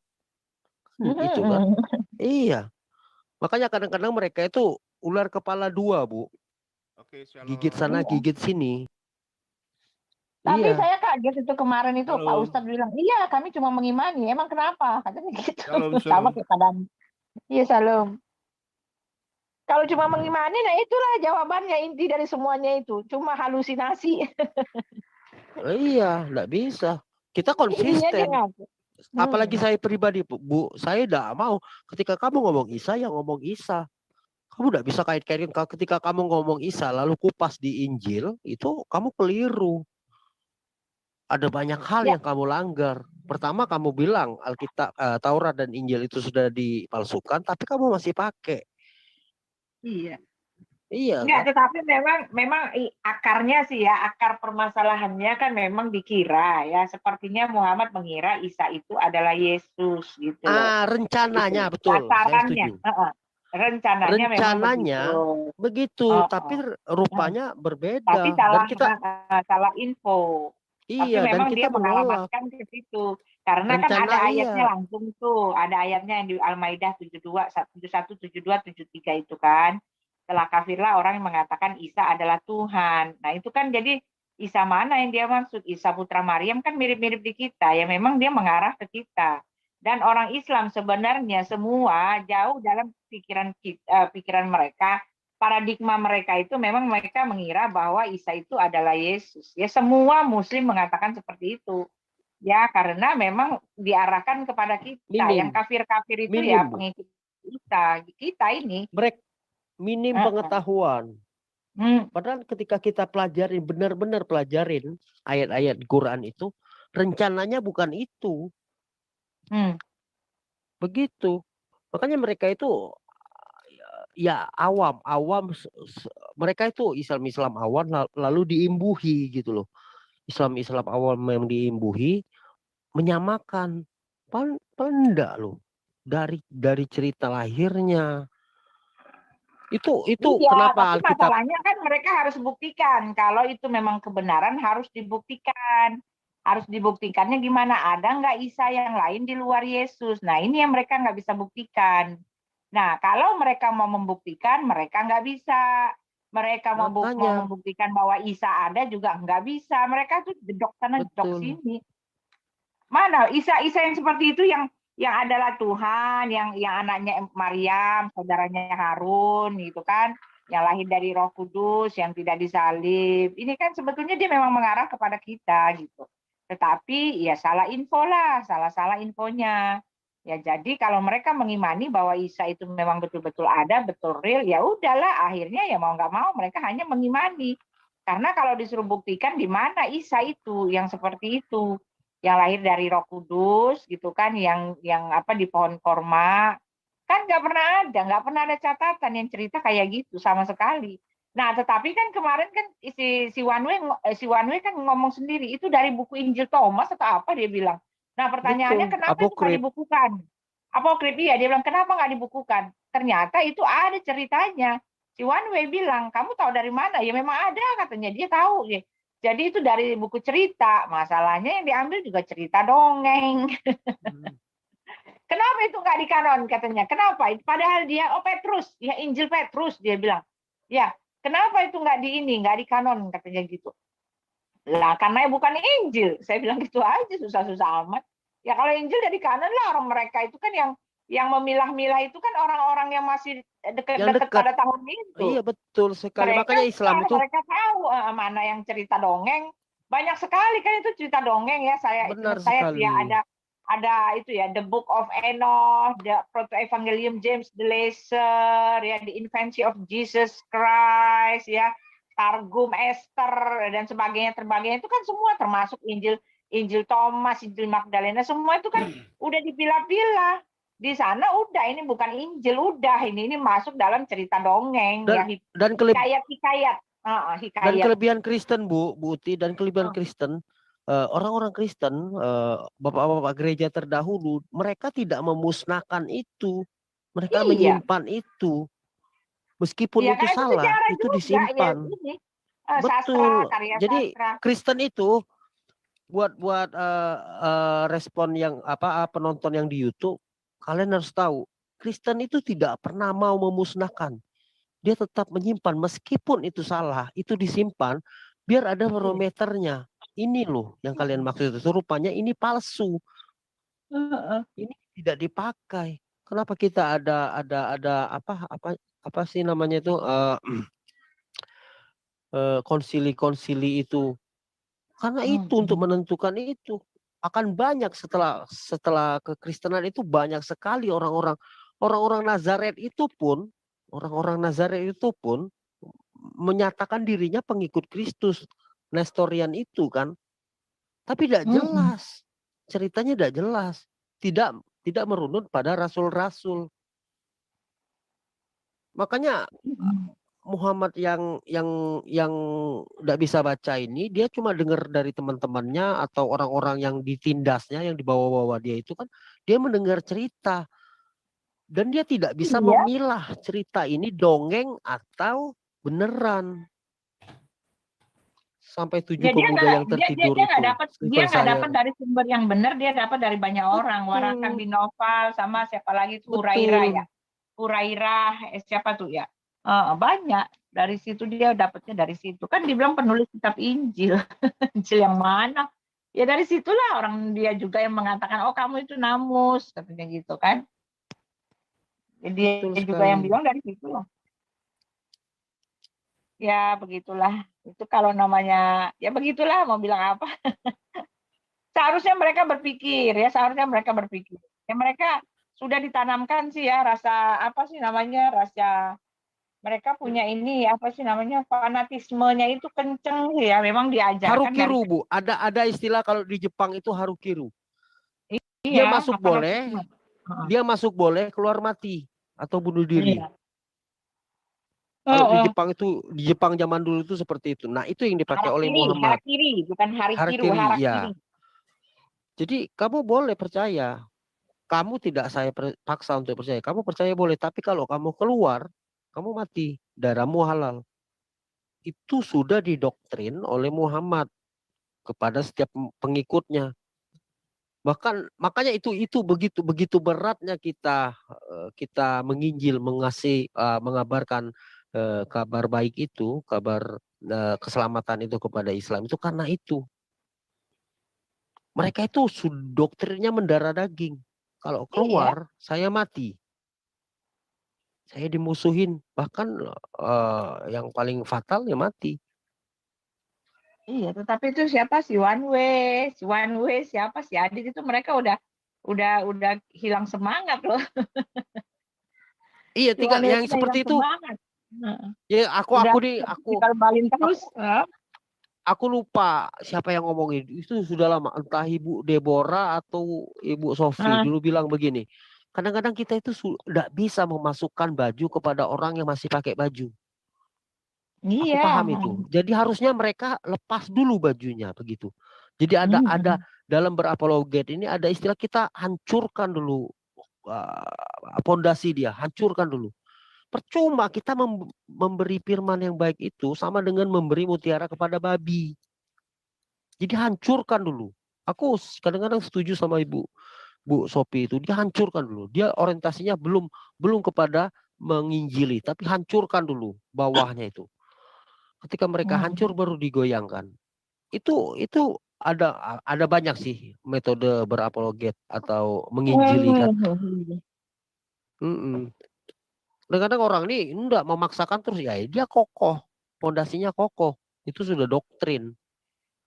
Kalau kita tidak hancurin doktrin kalau nggak begitu sampai, ya banyak berbondong-bondong orang masuk Kristen. Makanya tadi si Adit nanya tuh, Ibu Uti, apa pendapat Ibu? Kenapa itu ada pendeta itu, Padance itu jadi mualaf? Saya bilang ya cuma satu isinya, dia nggak pinter kayak gue, gitu aja saya gitu nanya. Nggak pinter. Tapi kan dia pendeta. Ya pendeta juga mungkin pendeta IQ-nya IQ yang paling bawah gitu dinaikin. Mana ada orang kalau ngerti kekristenan meninggalkan Yesus dengan kesadaran penuh itu nggak masuk akal. Kecuali dia tidak dapat lagi nafkah di situ kan. Iya, tapi tapi intinya ya mungkin dia ini nggak ada orang yang udah tahu gitu ya, udah tahu siapa Yesus itu, udah tahu betul-betul, udah memahami, udah ngerti sekali, nggak ada keselamatan, nggak bisa ninggalin Yesus apapun yang terjadi. Orang udah harga mati istilahnya kan dia udah tahu. Orang-orang yang ninggalin dia itu kan karena dia nggak tahu. Kita boleh cek, kita boleh debat sama dia, kan kelihatan nggak tahu apa-apa. Biar pendeta kayak mau S10 kayak S lilin kayak, iya. Bukan berarti di tempat saya banyak pendeta yang malah nggak tahu apa-apa, banyak kok. Bukan karena pendeta itu artinya mereka orang pintar, nggak juga. Ada pendeta yang pintar, ada juga yang enggak gitu. Ya yang masuk-masuk mualaf itu ya nggak pintar lah, bagaimana dia bisa begitu? Memang dia pikir ada keselamatan di sana gitu kan? Lah kalau udah nggak ada, dibilang di Alkitab nggak ada ya sudah gitu. Mau bilang apa? Jadi kalau untuk hal-hal seperti itu Bu Uti, mereka itu sudah laris ya di Islam itu. Ketika orang yang ngaku populer dari Kristen lalu pindah, dia banyak dipakai. Dia berduit. Karena setelah ceramah itu kan dikasih duit. Bu Uti inget enggak seorang yang di mana itu kemarin di Kalimantan atau apa? Dia bilang bapakku seorang kardinal. Dari hal itu pun begitu banyak dia ngomong. ketika statement dia bilang bapakku seorang kardinal, itu sudah sangat lucu. Kita tahu bahwa kardinal itu tidak menikah. Tapi dia bilang Iyalah, bapakku seorang kardinal. Kan lucu, sangat lucu sekali. iyalah, udah pokoknya segala Felix Xiao, segala apa, coba aja dengarkan mereka bicara tentang Yesus. Emang tahu apa? Ngawur aja sama aja kayak yang lain. Apalagi Ahmad Kainama itu orang paling nggak ada ilmunya itu tentang Alkitab itu. Asal comot-comot, gabung-gabung, bikin narasi, ya di desa satu pengajaran gitu aja terus. Nggak tahu itu kapan Tuhan bisa ini dia itu kita nggak tahu, terserah Tuhan aja. Iya.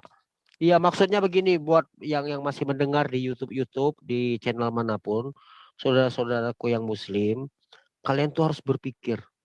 Jangan takut. Ini sudah zaman keterbukaan, jangan takut.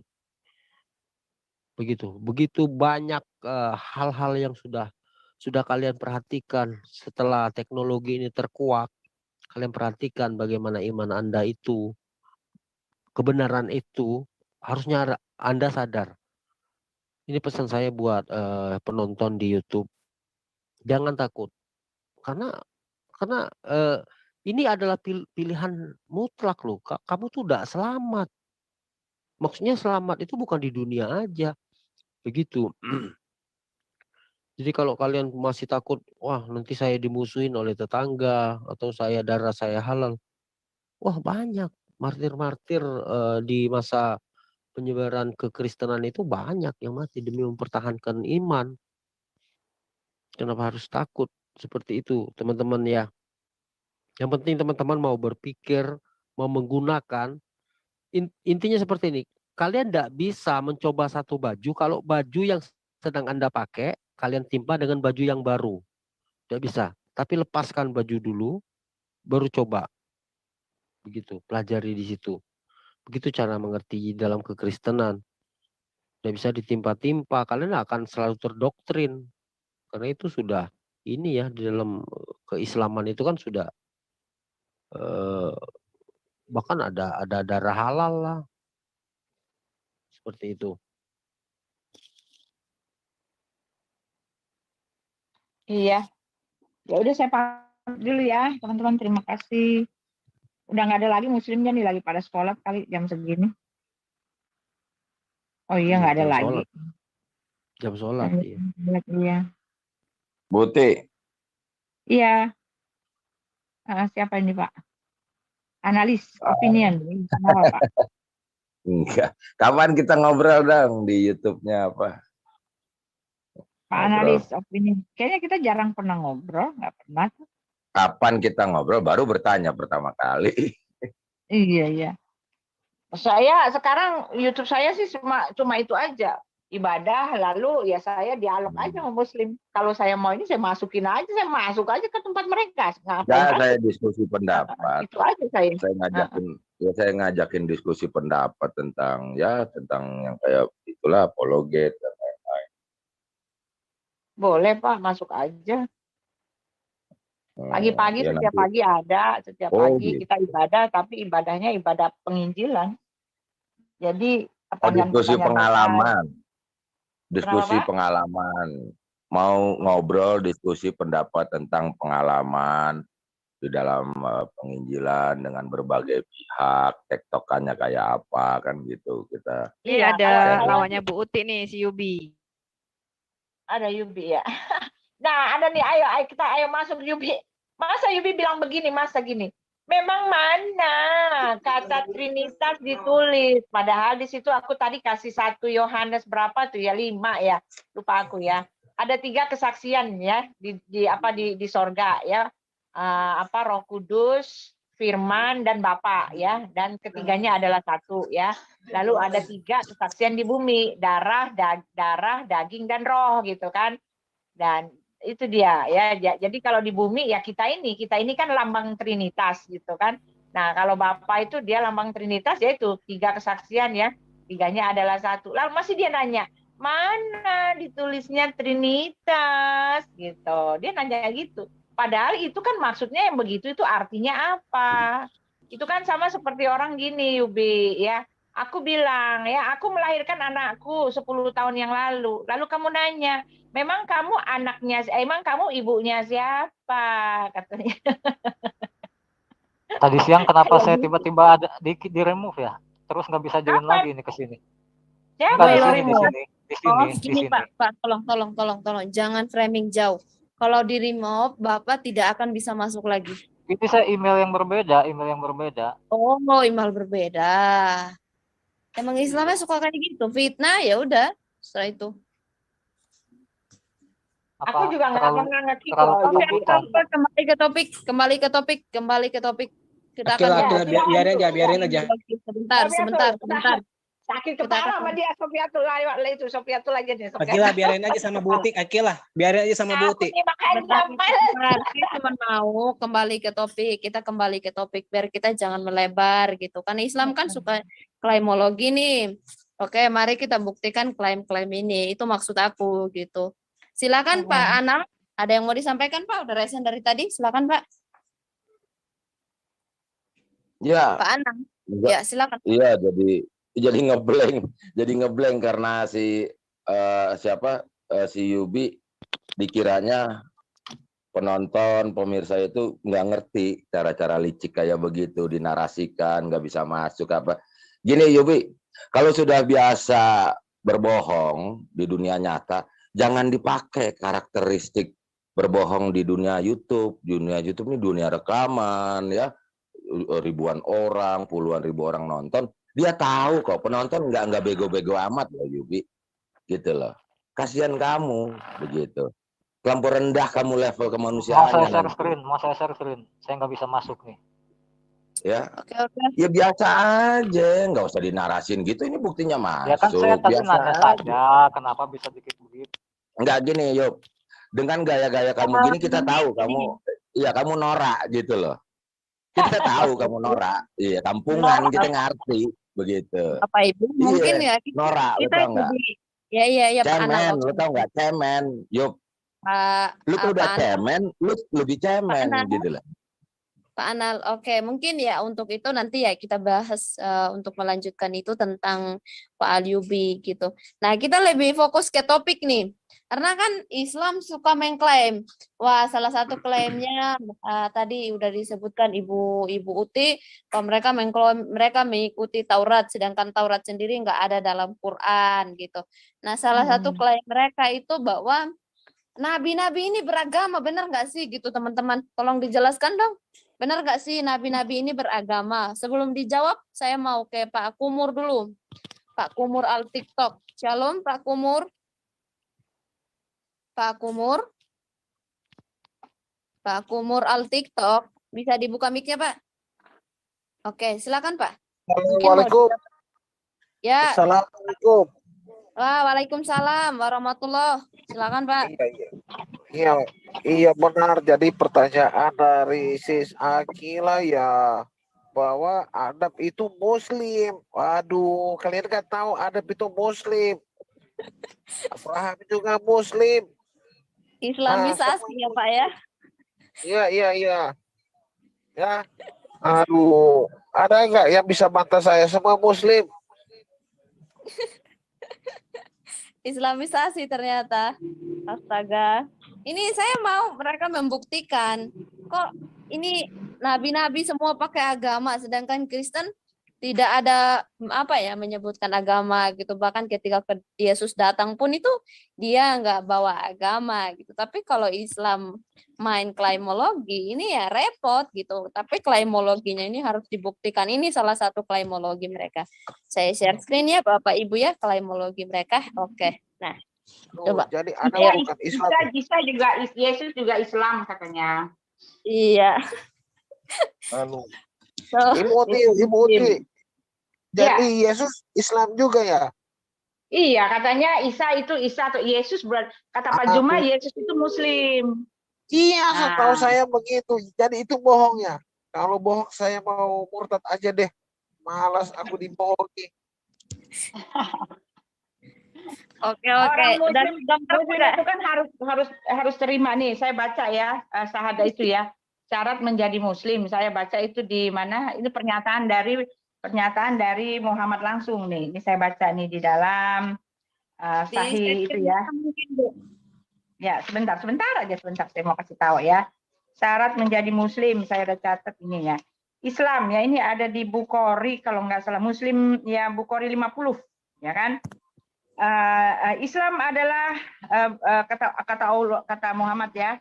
Untuk masuk Islam, kata Muhammad, Islam adalah engkau harus bersaksi bahwa tiada Tuhan yang berhak disembah kecuali Allah dan Muhammad adalah utusan Allah. Nah, ini dua ini nama ini sejajar ya. Dan mendirikan sholat, menunaikan zakat. Nah, pertanyaannya, kalau Yesus adalah Muslim, kapan dia menyatakan bahwa Muhammad adalah Rasul Allah gitu? Ayolah Iya, kan? para Islam, ayo naik sini jawab pertanyaannya. Jawab pertanyaan Ibu Uti. Ayo Bi. Katanya karena Islam itu artinya berserah diri loh. Saya juga berserah diri, tapi saya nggak Islam. Pak Alyubi udah nggak ada kayaknya, Bu. Iya, betul sekali. Pak Alyubi udah pergi. Dia mah sama kayak itu, one way. Di framing bilang di report loh. Kok report masuk? Kan aneh nih orang. Padahal kita belum refresh Zoom-nya. Oke, teman-teman, mungkin dari Pak Ray dan yang lain, open mic aja untuk membuktikan nih tentang klaimologi. Silakan Bapak Ibu di open mic aja. Teman-teman, shalom semua, suaraku kedengaran. Shalom. Iya, Shalom. Ya, shalom. Silakan Pak, silakan. Iya, Aku udah 2 hari dipecah nih, aku kan netizen. Iya, Halo. sebentar satu-satu bicaranya dong, satu-satu tolong. Oke, silakan Pak Allah. Allah apalah itu. Silakan Pak. Ataulah. Alohalu. Oh. Oke, silakan Pak, silakan. Ini obrolan di warung kopi aja sih Bu, dan kita ini ya orang ya yang saya sendiri yang sudah lama tahu tentang keadaan di bawah di Muslim ini. Itu saya bergaul dengan orang Muslim sudah 30 tahun Bu. Bahkan istri saya itu orang Muslim sebelumnya. Nah, jadi ada yang mau saya sampaikan. Jadi dalam berapologet ini, kalau kami orang awam di bawah ya memang kurang mengerti ya. Cuman kenyataan di bawah ini sebenarnya nggak terlalu ada kepentingan tentang agama ini. Yang berkepentingan ini orang yang pintar-pintar Bu, yang misalnya ustadz, karena mereka akan kehilangan harga diri dan juga mungkin pencaharian, sehingga mereka pasti berjuang mati-matian untuk mengelak untuk mempertahankan imannya. Tapi kalau di bawah ini mereka hanya beriman halusinasi itu, hanya beriman dengan iman aja. Jadi sebenarnya tidak tahu faktanya sama sekali. Bahkan mereka ngaji tiap hari pun kan nggak ngerti apa-apa. Itu yang saya tahu di lapangan ya. Saya orang pasar ini, orang sering ngobrol di warung kopi. Jadi ada usul kami, ada saran dari kami ini untuk memberi pelajaran ini harus ke orang yang belum mengerti. Kalau mereka yang sudah pintar-pintar itu, yang sudah tingkat-tingkat ustadz itu, pasti mereka mempertahankan bagaimanapun, karena mereka kehilangan pencaharian lah kalau mereka nggak mempertahankan, dan harga diri juga. Tapi yang di bawah ini itu yang sebenarnya kita harus kasih pengertian ya, karena mereka tidak punya kepentingan itu. Jadi mereka beragama hanya karena doktrin dari kecil, hanya karena keturunan Itu. Jadi apa yang mau saya sampaikan begini,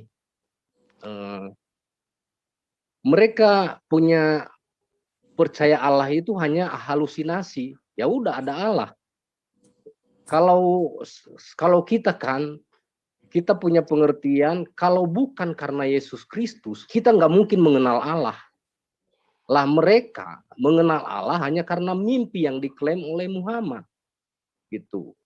Nah, jadi tolong gimana pengertiannya itu supaya ya jajaran-jajaran yang di bawah ini lebih mengena gitu.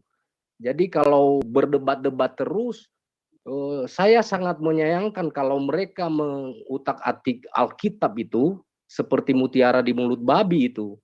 Jadi kalau udah berdebat, lalu mereka tafsir Alkitab kemana-mana, ya bisa juga jadi bumerang untuk kita itu.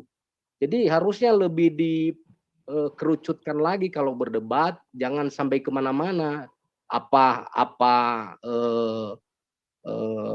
Kok bisa mereka bisa menafsirkan Alkitab? Apakah mereka pernah sekolah berapa tahun? Berapa udah mereka pelajari? Hanya mereka tafsir sendiri gitu. Jadi sangat disayangkan juga ya.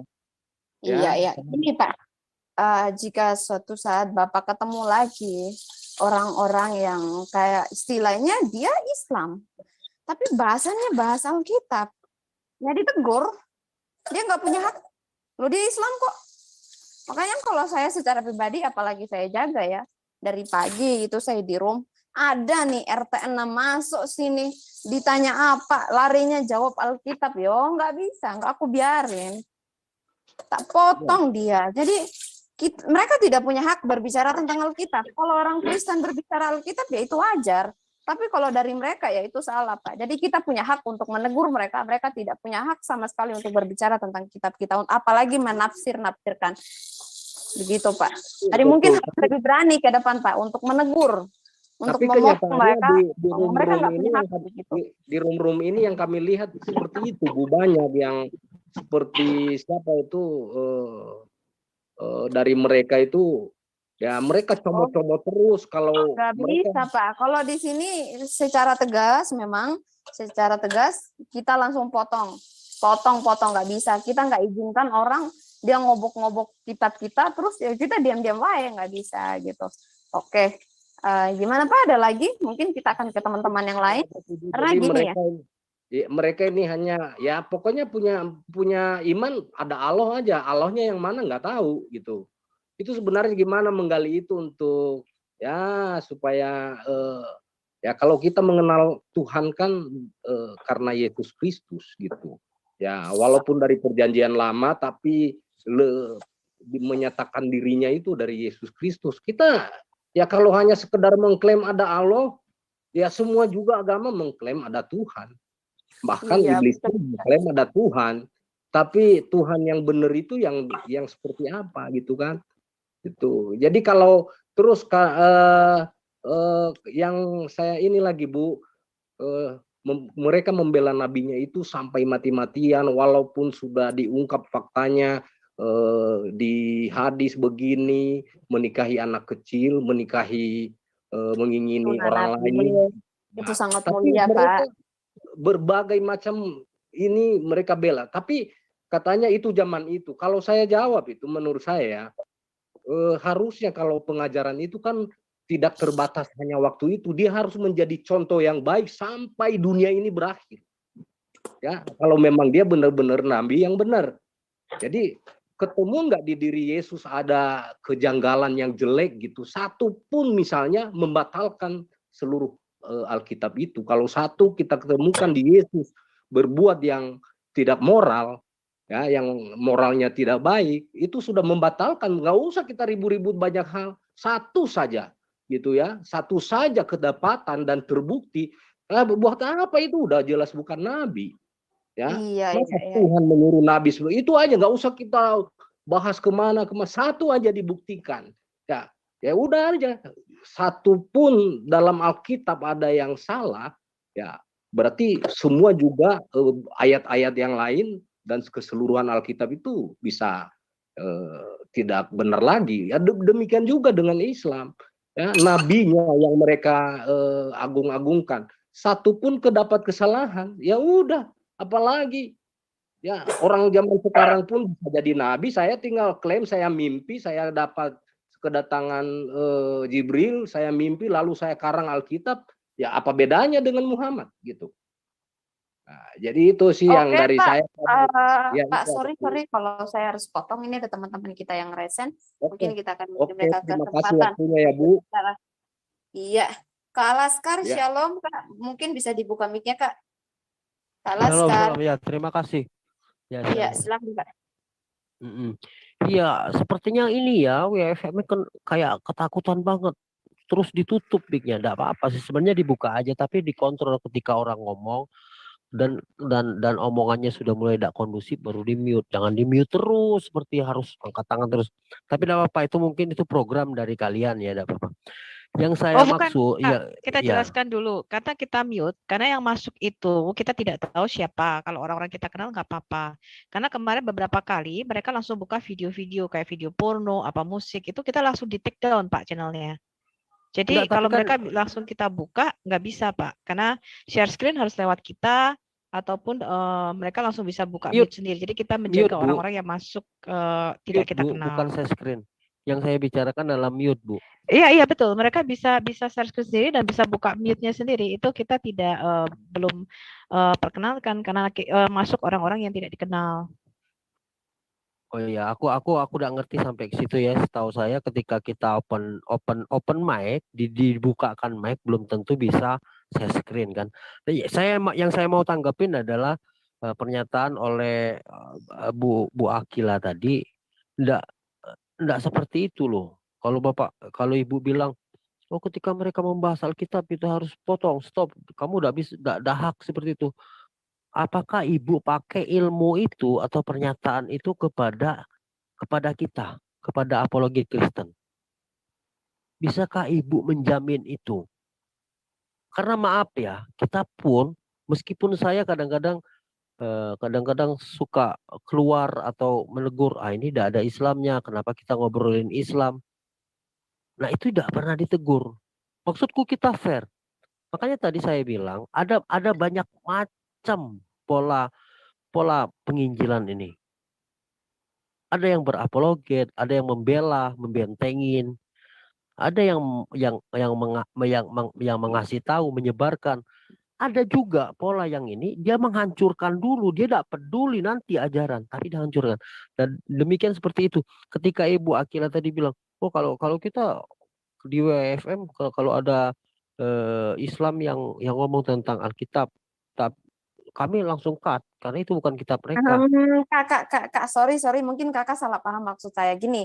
Ada beberapa kaum RT6 masuk sini, ketika kita bertanya tentang apalah kita pertanyakan itu jawabannya tidak pernah mau pakai Quran dan hadis. Nah itu saya kurang setuju dengan orang seperti itu. Itu maksud saya Kak. Mungkin kakak yang salah menanggapi maksud saya. Oke, silakan dilanjut Kak. Ya berarti konteksnya ketika kita bertanya atau begitu. Iya itu maksudnya. Ya. Jadi mereka tidak boleh menjawab menurut dasar Alkitab ya, harus dijawab menurut kitab mereka yang mereka imani begitu Kak. Betul, berarti saya harus mengaku bahwa saya tadi salah tangkap. Saya tangkap bahwa Ibu Akila ketika mereka itu menjelaskan tentang Alkitab. Tidak masalah. Bahkan itu adalah tanggung jawab kita ketika mereka menangkap, membaca. Karena ini dunia keterbukaan, Bu. Bukan cuma mereka yang bisa baca Alkitab, tapi kita pun bisa baca Al-Quran, hadis, dan bla bla bla.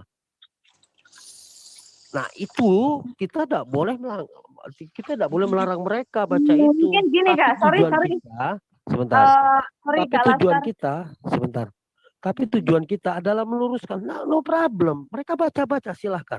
Ketika mereka membaca tanpa ilham dari Roh Kudus, tanpa bimbingan dari Roh Kudus, yaitu sesat mereka. Nah, itu fungsi kita. Itu fungsi kita untuk menjelaskan. Kamu keliru. Begitu. Bukan berarti kita melarang. Tidak ada yang bisa melarang hak orang setiap pribadi untuk membaca apa. Tidak ada. Sama halnya dengan kita. Kita tidak ada yang bisa melarang kita membaca hadis. Karena ini dunia era era kita hidup ini dunia keterbukaan. Oke, saya mengerti maksudnya mungkin itu nanti mungkin lebih ke dalam ya kita Ya, ngomongnya itu soal aja. kita lagi. Ya, oke. Nah, mesti gini, untuk teman-teman, maksud saya seperti ini ya.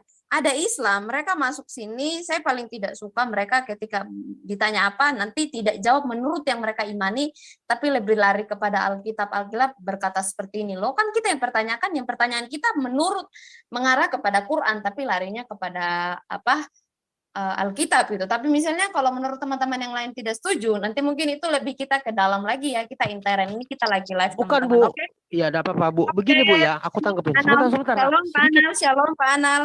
Mungkin Pak Anal, silakan. Sedikit saja, Bu. Silakan Pak. Iya Pak, itulah kontekstual, maksudnya Sedikit saja boleh kontekstual enggak? aja lah. Iya. Ya kontekstual Boleh aja enggak? Pak, Sedikit itu saja. masalah itu tadi kan yang Iya, dimaksudnya ini kan ya. kontekstual. Saya kan menanggapin. Jadi begini, Ya Bu kapan dibolehkan Akila. menggunakan Alkitab? Oke, enggak, Pak, gitu. kita kembali ke jadi di sini WAFM punya aturan, ya. Oke, kita kembali back to topic. Silakan, ini ada muslimnya masuk. Kita back to topic.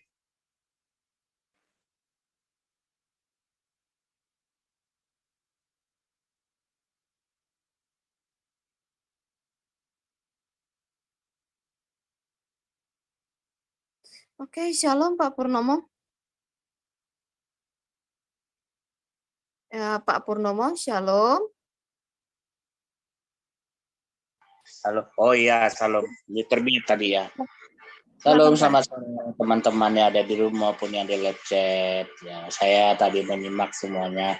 Sebenarnya itu Ibu Akila, Mbak Akila sama Mas saya tadi sebenarnya maksudnya sama, saya cuman komunikasinya mungkin itu salah anunya. Memang saya juga sependapat apabila kita bertanya tentang Nabi Isa menurut Al-Quran, lalu mereka menjawab di dalam Alkitab, itu memang itu salah konteks. Memang kadang-kadang memang mereka seperti itu maksudnya tadi itu.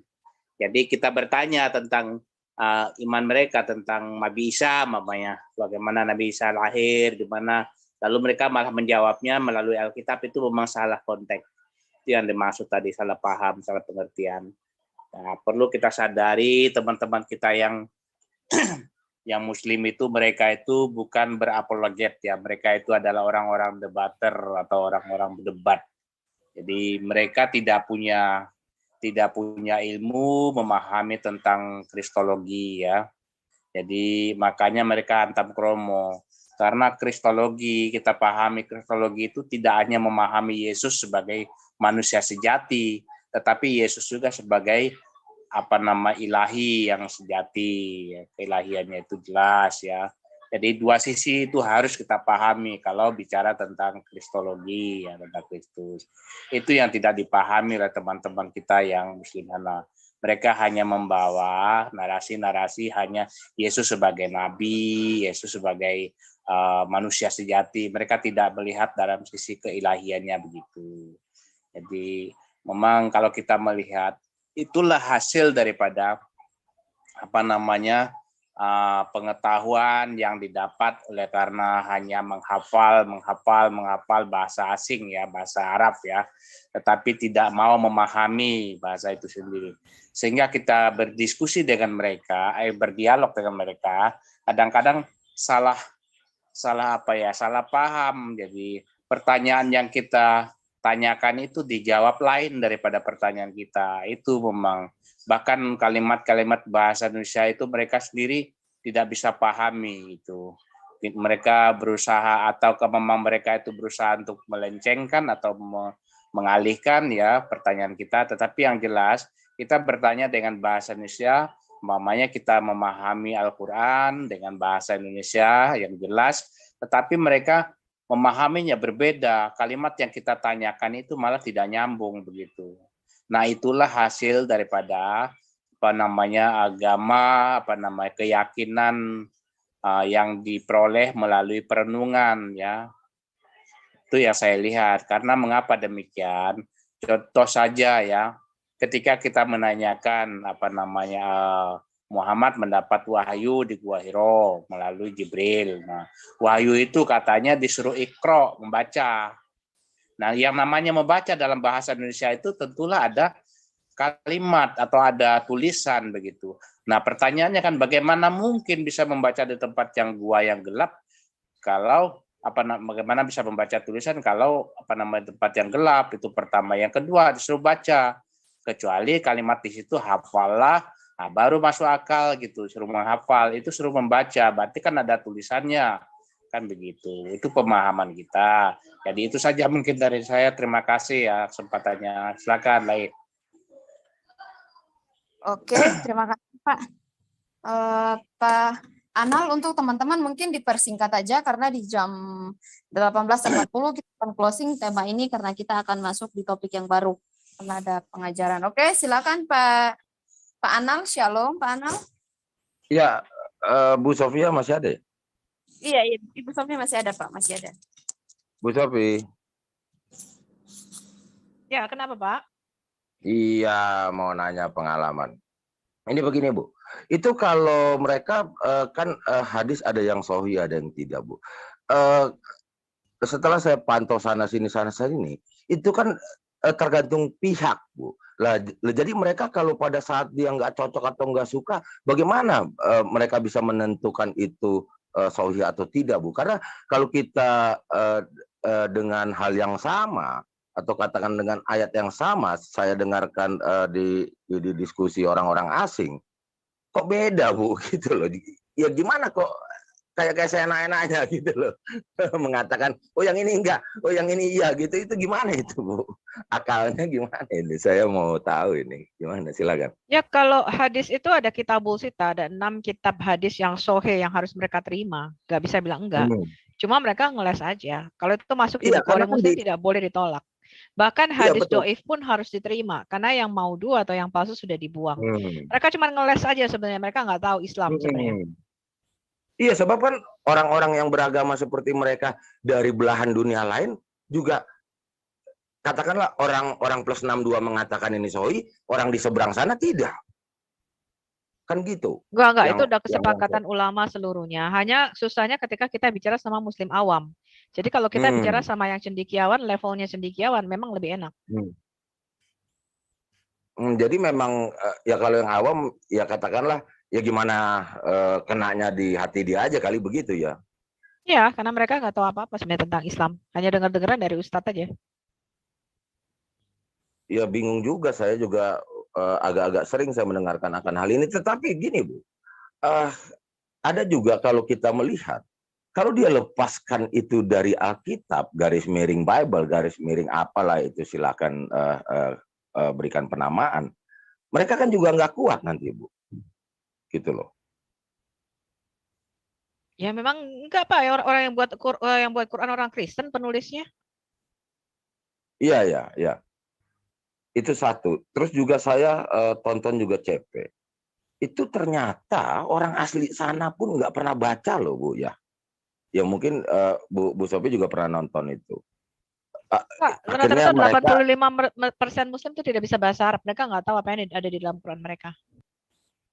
Lu enggak, bahasa ibunya mereka juga Arab Bu. Yang waktu saya tonton itu, ya terus dia kaget. Oh ini.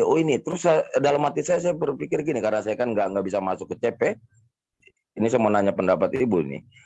Apakah mereka memang tidak baca, walaupun bahasa ibu dia, native language mereka itu Arab juga loh Bu. Saya bingung juga itu. Bahasa grammarnya Quran itu berbeda Pak. Yang pertama itu tidak sesuai dengan grammar bahasa Arab yang sekarang. Yang umum yang dipakai masyarakat begitu ya. Betul, ada banyak kesalahan kosakata dan grammar yang ini sebenarnya orang awam juga nggak tahu hal itu. Mereka mengatakan oh ini sempurna, titik komanya nggak betul. Karena saya kaget itu waktu yang di YouTube-nya CP itu. Orang-orang mereka juga loh akhirnya percaya kepada Kristus itu loh. Ya, jadi saya bingung pengen nanya sama siapa pendapat ini. Ya gitu. kalau ya mereka memang, tidak baca buku-buku kitab-kitab Islam ya nggak bakal tahu Pak, karena di masjid mereka kan hanya dengar aja dari ustadznya. Ya terakhir Bu, saya terakhir saya diskusi sama Ibu ini. Ini saya lihat udah pasang iklannya. Ini begini Bu, saya nggak ada kaitan ya sama mereka yang ngobrol apa sih. Ya saya cuman obrolan tentang wawasan. saya melihat, saya langsung ambil ilustrasi yang saya dapat adalah kalau orang mensuka comot barang orang, entah itu kabel USB, power bank ya, dia kantongin, lalu kita tahu dia kantongin, itu namanya klepto. Lah, kalau ada orang yang berdusta tidak merasa dusta, ini kan ada Bu sebetulnya Bu. Saya nggak tahu penyakitnya. Tadi ada beberapa teman juga mengatakan itu ada sebetulnya penyakit ya, semacam itu yang diistilahkan lah begitu penyakit mitomania itu. Ya saya juga kurang paham juga itu karena saya melihat kok seperti orang klepto begitu. Dia mencuri barang orang, ngantongin, ketahuan, nggak ngaku. Lah, memang saya masuk ke suatu daerah ya saya nggak ada kaitan sama diskusi mereka, enggak. Ini saya sedang ngobrol wawasan. Maksud saya begini Bu, orang kalau sudah memang hari-hari kehidupannya ya gitulah ya, halu ya, dongeng apa segala, itu sebetulnya dia juga nggak sadar loh Bu. Dia dongeng. Menurut Ibu bagaimana itu? Maksud Bapak Muhammad? Oh enggak, nama masyarakatnya aja, masyarakat netizen lah gitu. Awamnya itu ya sudah kebiasaan sehari-hari. Yang pertama gitu. Mereka tidak tahu apa arti makna Quran. Makanya kalau kita tunjukkan arti Quran mereka nggak tahu, karena kebanyakan mereka nggak baca terjemahannya. Mereka nggak tahu. Kemudian mereka tidak tahu sumber-sumber cerita di dalam Quran itu dari kisah-kisah dongeng atau legenda. Dari buku-buku palsu yang kita sebut dengan Injil-Injil Gnostik, dan itu masuk di dalam Quran. Nah sekarang terakhir ini Bu, saya nanya Bu, kayaknya udah tergesa-gesa kita ini. Jadi begini Bu, kalau Ibu berasumsi berapa persen orang yang pura-pura tidak tahu di antara pengalaman ngobrol sana sini? Pura-pura tidak tahu gimana maksudnya? Ya pura-pura tidak tahu bahwa itu mitos, pura-pura tidak tahu itu bahwa itu cuman kisah belaka gitu, tanpa ada bukti, tanpa ada kenyataan, tanpa realita begitu loh. Apa yang diusung-usung lah. Sebenarnya di kalangan polemikus saya rasa seperti Zulkifli dan Farhan, Rifa dan sebagainya, mereka tahu kok. Karena mereka kalau datang ke sini kan tanyanya ke sok pinter. Tanya manuskrip lah, tanya kitab-kitab Injil Filipus lah, kayak si Nandar kayak gitu, si Monyong. Semua sebenarnya tahu itu kisah dongeng. Itu nggak ada. Cuman karena mereka polemikus dan mereka harus menutupi kebohongan Quran, ya seperti itulah. Oh gitu, jadi dia memang pura-pura nggak tahu aja gitu ya? Ya, kecuali beberapa Muslim awam yang memang masuk ke channel kita. Memang mereka nggak tahu, karena mereka korban dari kebohongan yang sudah ribuan tahun ini. Banyak sekali kok yang masuk ke channel Muslim kita yang mengatakan Isa Al-Masih keponakan Musa dan Harun. Nah, yang kayak gitu-gitu. Jadi bukannya mereka bohong, ya emang begitulah. Quran memang mengatakan Isa Al-Masih keponakan Musa dan Harun. Dan Muslim ini adalah korban dari kebohongan Quran. Gitu aja. Ya itu kan yang kisah-kisah dicampur aduk yang ternyata sebetulnya bedanya 600 tahun. Bahkan ada yang ribuan tahun kisah-kisah tersebut. Terus dicampur kayak seolah-olah satu era, begitu ya, satu zaman. Itu pura-pura nggak tahu itu ya sebetulnya mereka. Mungkin Pak, sorry. Ini 5 menit lagi kita akan closing statement. Mungkin dipertimbangkan masih ada satu Oke lah, oke, next time lagi saya ngobrol. Oke, thank you. Oke, sorry ya Pak ya, ini mungkin kayak terburu-buru kesannya. Oke, shalom Pak Rey. Pak Rey. Ya, shalom. Ada suaranya. Iya, silakan Pak, silakan. Saya hanya ingin menambahkan aja. Edukasi sebentar sedikit aja. Jadi saya di sini untuk kenapa ada yang WAM, kenapa ada channel-channel lain itu menanggapi polemikus yang arti dari polemikus itu sendiri kita harus tahu sendiri apa identik dari arti kata polemikus itu. Polemikus itu adalah sejenis diskusi atau perdebatan sengit itu di depan umum. Jadi data-data yang mereka jabarkan dan mereka itu kan tidak sesuai dengan apa yang semestinya yang lawan debat itu sendiri. Nah, lawan kata dari polemikus itu adalah apologet atau apologia dalam bahasa Yunaninya. Jadi apologet ini adalah artinya membela iman. Membela iman, meluruskan sesuai dengan apa yang dituturkan pertama kali dari polemikus Islam sendiri. Sayang sekali klaimologi dari Islam itu tidak serta-merta itu pada kenyataannya mereka tuh cacat. Satu, cacat dengan apa yang ada di dalam lawan debatnya itu sendiri. Contoh katakannya Alkitab. Dan mereka mengambil referensi-referensi di luar jalur Injil itu sendiri. Dan mereka mengambilkan perdebatan-perdebatan padahal pada statusnya mereka tidak memahami dan mendalami apa dari arti dari mereka perdebatkan. Jadi sayang sekali tadi dengan Bapak yang tadi yang mengatakan dengan Sis Akila, saya begini, kita berhak memberikan sesuatu pembelaan iman dan kita tidak boleh memberikan sesuatu ruang untuk kebohongan ya. Jadi kita di sini harus bisa menerapkan di sisi mana harus kita menjabarkan, di sisi mana kita harus konsekuensinya. Suka tidak suka, mau tidak mau, seorang apologetik itu punya strategi. Kita tidak bisa membatasi seseorang. Sis Akila tidak salah. Jika seseorang melakukan polemikus yang melalui pembelaan iman kita dari Alkitab, kita harus mengkat. Kenapa? Tidak harus, karena apa yang dipertanyakan harus dipertanggungjawabkan, harus dijawab sesuai dengan konteks yang sesuai apa yang kita pikirkan selama ini. Jadi kita harus berapologetik bukan dengan teman-teman kita juga, berapologetik dengan sesama juga. Mereka juga berpolemikus dengan sesama mereka. Jadi kita di sini harus bisa menerapkan posisi kita. Posisi kita itu dalam arti kata kita harus melihat paradigma.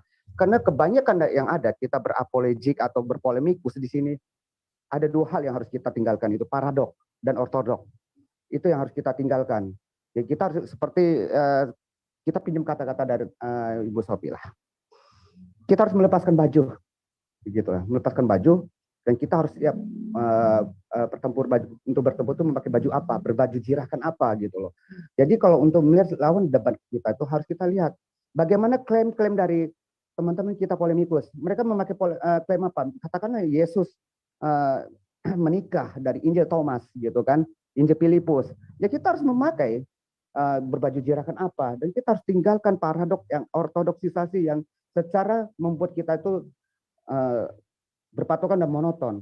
Nah disinilah yang harus kita explore, mengeksplor, mengekspos dan mencari sesuatu bukan hanya untuk melemahkan mereka, tetapi memberikan mereka kepercayaan. Tetapi mereka satu, mereka hanya untuk melemahkan, polemikus ini hanya untuk melemahkan, menjatuhkan, dan menaikkan rating mereka. Tapi apologetik itu bukan untuk melemahkan, tetapi memberi mereka meluruskan, ya kan, dan memberikan mereka suatu iman. Ingat ya teman-teman, apologetik itu bukan untuk hanya untuk membela iman, tetapi memberikan mereka itu edukasi. Jadi edukasi ini supaya mereka memahami struktur apa yang ada dalam keimanan kita. Apologetik itu ada membela iman. Dari apapun itu kita harus membela, segi apapun harus kita perjuangkan gitu loh. Karena kita tidak mau iman kita selalu disalah artikan dan disalahgunakan oleh polemikus. Itu arti polemikus ya teman-teman. Jadi jangan salah kaprah jika saya sah saja Akila mengatakan seperti itu. Karena jika kita ingin maju, kita harus punya creative thinking. Kita harus mengeksplor, kita harus kreatif, mencari dan menggali sesuatu yang bisa dijadikan sesuatu bahan untuk kedepannya, gitu loh teman-teman. Jangan menutupi apa yang dia di statement itu harus kita hargai gitu. Jangan menjatuhkan atau memberikan suatu asumsi yang tidak sesuai nalar dan kemampuan kita berpikir gitu. Ingat teman.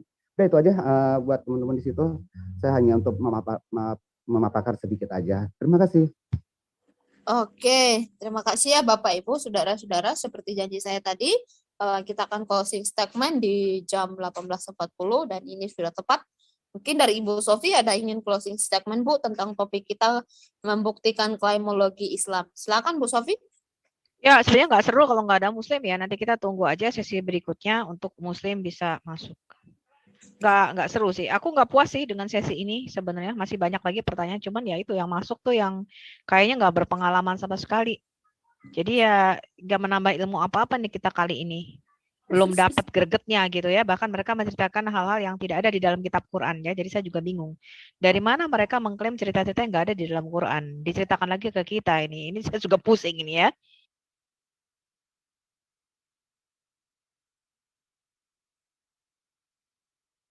Itu aja sih Sis Akila dan teman-teman. Nanti kita akan beralih ke sesi berikutnya. Kita akan memberikan bukti-bukti dari tafsir-tafsir Islam ya, apakah Yesus menikah atau tidak. Kita juga akan membuktikan klaim mengenai Yahya Pembaptis atau Yohanes Pembaptis ya. di mana ada topik yang sangat menarik sekali saya rasa. Jadi kita bisa persiapan dulu untuk beralih ke topik selanjutnya. Teman-teman netizen mungkin stay tune di channel Al Hayat dan juga di channel-channel WAFM dan juga di channelnya Pak Erben dan semua channel-channel Apologetics Kristen ya, tentu saja. Jangan kemana-mana ya, kita akan kembali setelah yang satu ini. Oke, Shalom Alahem live akan kita tutup Bapak Ibu. Ya, baik.